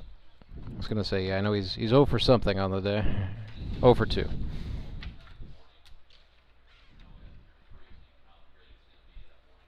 1-0 pitch, swung on, grounded right side. Ralph over to get it. His throw to Meyer in time. So 3 up, 3 down. Hit that one off the end of the bat like a pool cue and went over to second base. Just an easy ground ball. So we will keep it right here. It's the commercial-free 9th inning. Big thank you to the Bank of Missouri. Live well, bank well. Yeah, Clay, let's talk about, it's the first weekend we've been over here at Ozark Mountain Sports Complex. It's where the GRBL was born, and up until, I guess, the start of this season, it was really the only place the GRBL had played games. So back in the birthplace, but certainly a different look and feel, a different feel than Meador Park. A lot of the closeness we had over at the park in Springfield is not a thing here at Ozark Mountain Sports Complex. The outfield is larger. The foul territory that's in play is a little bit larger as well. So it's going to create a different feeling for these guys. It definitely does. The just in the sunset alone, as you get to the second half of the day, over at Meador Park, the sun sets on the third base side, and so the only person who's really got any kind of sun in their eye would primarily be the right fielder. Right. Because by the time the sun starts to go down, your second baseman and your first baseman, there's enough canopy, there's enough tree line that can kind of not affect them as much. But out here, when the sun goes down, it's going down on the first base side, and it kind of hangs up there, and we don't have the shade from the trees or the lower tree line, and so your shortstop, your third baseman, your center fielder, and left fielder, you get the ball in the air, it's a totally different feel, totally different look. So the evening game tonight between the Ducks and the Suckers is going to be interesting for me. I guess I should be happy I'm playing first, so I don't have to look into the sun. Yeah. But at the same time, picking up the ball it is a little bit different when the sun is on the left side of the ball to the right side of the ball. There's no shade overhanging home plate, so you're not playing shadow games like you do over at Meador Park. But it is a much bigger outfield so you got to really make sure if you're an outfielder, everything is staying in front of you. So Henry's towing pitching change for the Showmen in the 9th. Trey Turner has gone to the mound. Going to try to keep it 11-2 and go home. Not a save situation, but always exciting when Trey Turner gets up on the mound. A 10th round draft pick of the Washington Nationals out of Missouri State in 2017. First pitch from the belt to Trent Simpson is a called strike. Trey Turner, the fastest fastball we've ever seen in the GRBL. Hit 93 in the preseason jamboree on one pitch. Threw 90 at tryouts as Simpson swings and misses at strike 2. Trey Turner, 76 and a third innings in affiliated minor league ball, 107 strikeouts to 70 walks, and had a 4.95 ERA. 0-2 to Simpson, 0-3 strike. 3 fastballs, pretty much right down the middle. A little lower, a little inside, but that's the beauty of the fastball. You can spot it. So Turner has pitched just 1 inning for the Showman in his GRBL career. It was a scoreless one. Did allow a hit, and then he struck out 3 guys. So 0.0 career ERA for Trey. There you go. Excited he's out here. This is, Trey Turner was a guy behind the scenes. We as a staff have been recruiting for a couple of years because we knew, reasonably certain he was, back from playing affiliated baseball, and we knew he was around Southwest Missouri, so Been after him. Finally got him committed about a month before tryouts. And, he was excited to come out and be a two-way player. That was the first thing he told me. He was like, oh, man, I get to bat again. And I said, oh, sure, you can bat. And he's been effective, arguably, a bigger contributor with his baseball bat for Branson thus far. But I know when Jacob Carlson picked him, it was for the heat. He is throwing right now. 2-0 to Mesa. Well, when you grow up being position player, you're playing both sides of the ball, and then you get, as you've stated earlier, you get the bat taken out of your hands. To finally have the opportunity to play a position again, to get and hit, it's exciting. You're not just doing a pitching rotation once every 5 days. Some guys like that because, they'll play golf 3 or 4 days and then go pitch, and that's good enough for them, okay. But some guys, they're just more active. They're more competitive. It's a different type of mindset, and it sounds like that's the exact kind of mindset that Trey has. So he walked Chris Mesa on 4 consecutive pitches, so not what he was looking for there. The batter is Meyer, and it's a wild pitch. Mesa's going to stay put. That got off the concrete fast enough that he took about a step and then thought, nope. So Meyer was himself two-way player actually at Missouri Western.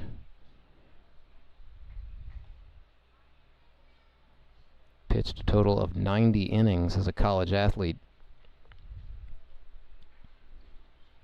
Also had 158 hits in 126 college games. This is a guy who had a lot of tread across 4 years. Big opportunity for him facing Trey Turner. Breaks his hands from the belt. High heat, yes he did. Back even 2-2. That was one of those, I don't want to pull the trigger, I don't want to pull the trigger. Oh, I'm swinging. And then it's, nope, I swung. So a no, yes instead of a yes, no? Yep, it's a no, oh, it happened. Turner comes set for the 2-2. Struck him out looking. Final out of the game, possibly. Yes, sir. It'll be Jayson Rose. 1 for 3. Again, the 2 minor leaguers going at it, but this time it's the other way. It's Rose batting, Turner pitching.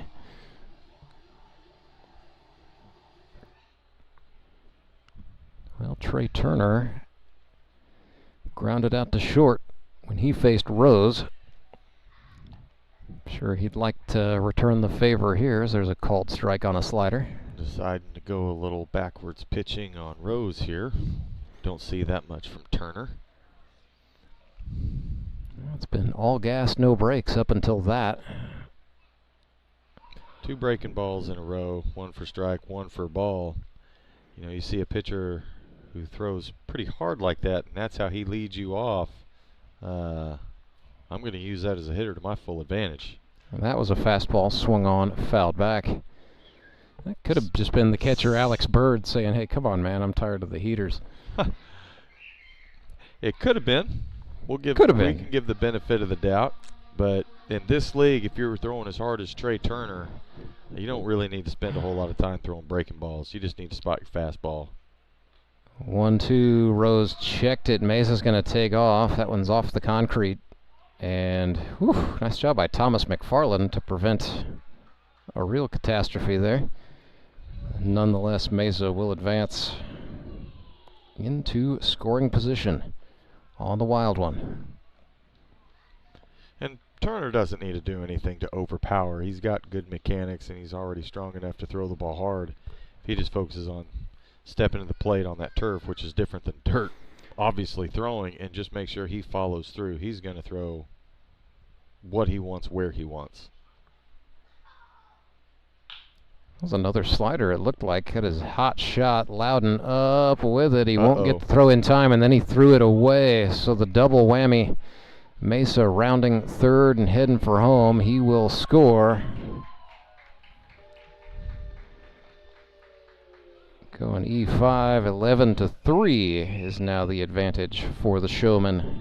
But the inning continues. Batter is Bortz.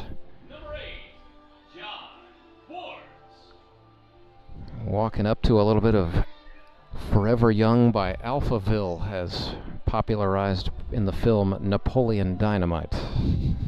I think the selection there is an homage to Bortz being 43 years old. Come on, man. Old Napoleon Dynamite. You're taking me back. I haven't seen that one in a hot minute. Ah, you got to brush up on that every so often. I should. Bortz fought that one off. We were tailgating the other night at the Republic High School football game, and I was telling the kids out in the street, hey, when a car comes, you got to yell out car, and then when the car drives by, you got to yell out game on. And no one had seen Wayne's World. Nobody knew what I was talking about. 1-1 pitch, and finally about a half hour later, this couple shows up, and the kids did that. The guy was like, glad to see somebody raising those kids right, having them watch Wayne's World. I was like, thank you. 1-2 pitch. Turner got him.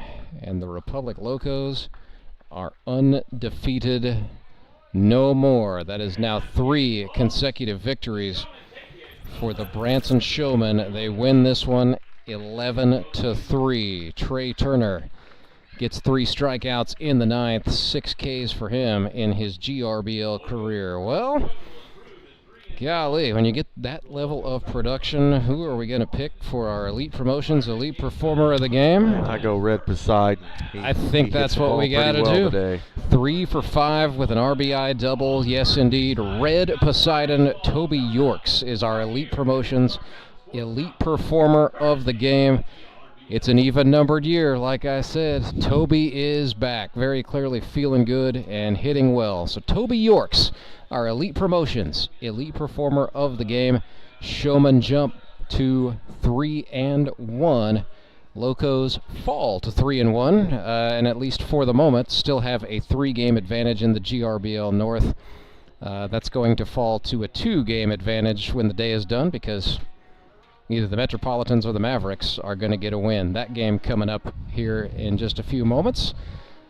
Clay Odell, before we go, we will bid you farewell. But let's tell the folks real briefly about Sermons on the Mound. That's your sponsor, and that's also a very cool effort you're running across several channels, and it's just getting going. Yeah, no, we're recording the podcast, so we do our little videos on Facebook and on Instagram, and do them once a week. Try to just positive encouragement to think on the things of God and just be encouraged to get our mind on the things we need to, not focus on the negativity of the world, but the positivity. And we're recording the podcast, and hopefully within the next month we can get that up on Spotify and Apple Music, and then give people something to listen to for a little bit longer if they have a 15 to 30 to an hour long drive at work, or free time to have something on as background noise and listen to. So that'll be exciting.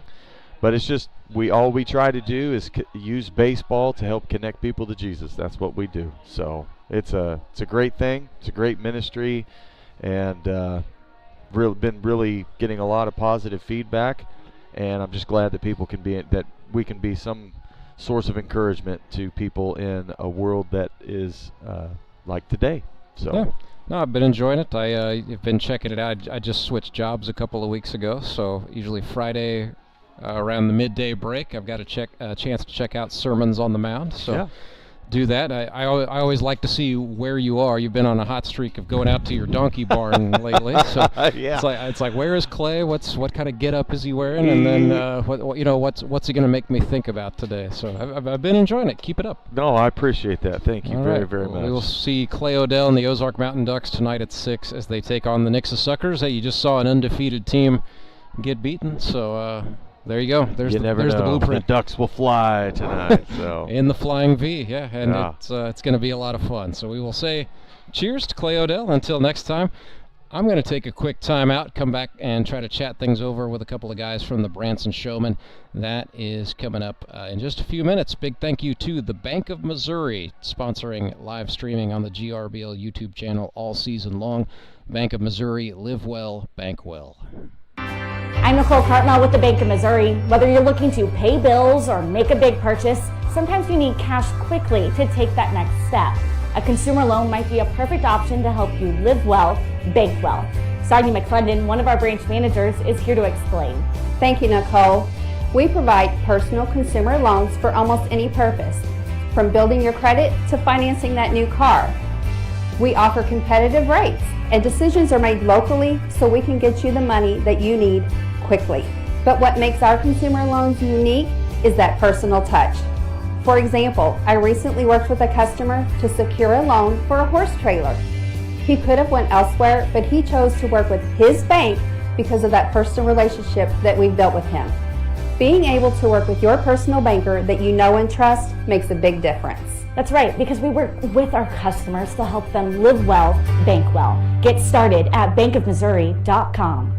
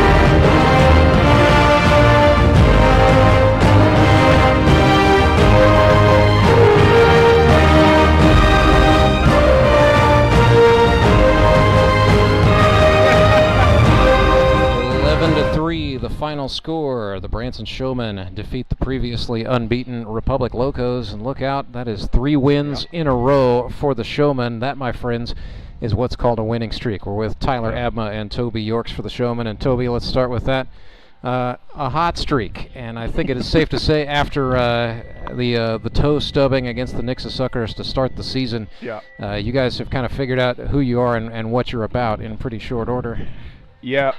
It was really just kind of a matter of time. This lineup, I think, is just too good of hitters to really get what we had against Nixa too often. Too many guys can hit in this lineup for that. So. And Toby, today you were 3 for 5 with a double and a run batted in. Now 7 hits on the season across 4 games. It's Toby Yorks in an even-numbered year, as I was telling the folks at home. That seems to be the, what is it about you in even-numbered years? I don't know. I just seem to see the ball better, I guess. Is this a safe to say a healthier, better feeling Toby than we've seen in a minute? Honestly, no. You're unhealthy. If anything, I'm slightly more beat up than usual. Maybe that's part of it. Maybe at your best after you've been knocked around a little bit. Well, let's talk to Tyler Abma, because a Showman win where we don't talk to Tyler Abma is like Easter without the rabbit, pretty much. But Tyler, you get 7 strikeouts today across 5 innings of work. Early on, I thought, you and Jayson Rose were having yourselves a pretty good duel. What can you say? Tell me about the feeling of that back and forth you guys were having. Yeah, absolutely. He's got great stuff out there. We were lucky to squeak one by in the first inning, I think on an error or something like that. But getting that 1 run is good just to kind of get something on the board. But yeah, his stuff is good. He was spotting up pretty well, especially later in in the game. But I mean, yeah, anytime you're facing somebody like that, I mean, getting 1, 2 runs is huge. So you got through Jayson Rose. They brought in a reliever, and you guys pounced 8 big runs in the 5th. I mean, what is it about this Branson team and its ability to come up with the big one when you need it? Yeah, it's been great. I mean, that happened. I think the past couple of weeks has been about the 4th or 5th inning when we kind of figured out how to hit, exploded for several runs, and so I mean, like Toby said, with this lineup, I mean, you don't really get any breaks anywhere up or down. So I mean, everyone can start a rally. So it's a good squad to pitch in front of. We saw you get in on the act as well. 2 RBI single there in that big 5th inning. What'd you see on the pitch? I mean, batting gloves are vastly important to swinging the bat. Is what whose gloves were they? They were Trey's. Trey Turner. Trey okay. Turner. Yeah, let me some gloves. I think Alex Bird was very happy about that. But yeah, it's just trying to, I mean, just see what was out there and just put a bat on it. Nothing special. Don't really have much of an approach at the plate. Just see ball, hit ball. Yeah. Speaking of Alex Bird, took your baseball bat specifically to the lower back. Let's just put the facts out there. And then we saw Chris Leggett get hit in the face. Reports I got back on both of those guys was they're both pretty well okay, and we think everybody's going to be good going forward. Yeah. Alex seems fine completely. I'm not sure what the final verdict on Chris is. I mean, certainly didn't look fun. No. But I mean, hopefully he's okay and able to play for us next week. I think he said he might get out of work tonight. Yeah. Because of it. So I mean, maybe there's a slight silver lining. But yeah, definitely hope he's okay. Yeah. He's a tough little guy, so he'll be fine. All right, so guys, 3 wins in a row as we take a look. Don't remind me. Let's see. Next week, you have the 6 o'clock game. You'll be taking on the Nixa Suckers in a big South Division game. So, good chance to avenge what happened to you week 1. What about the opportunity to go face Logan Wiley and some of those guys again? I love it. I like facing the tougher pitchers in the league. Honestly, those guys kind of get me focused a little bit, so I always look forward to it. Yeah, I prefer the weaker pitchers personally. But you're nuts, man.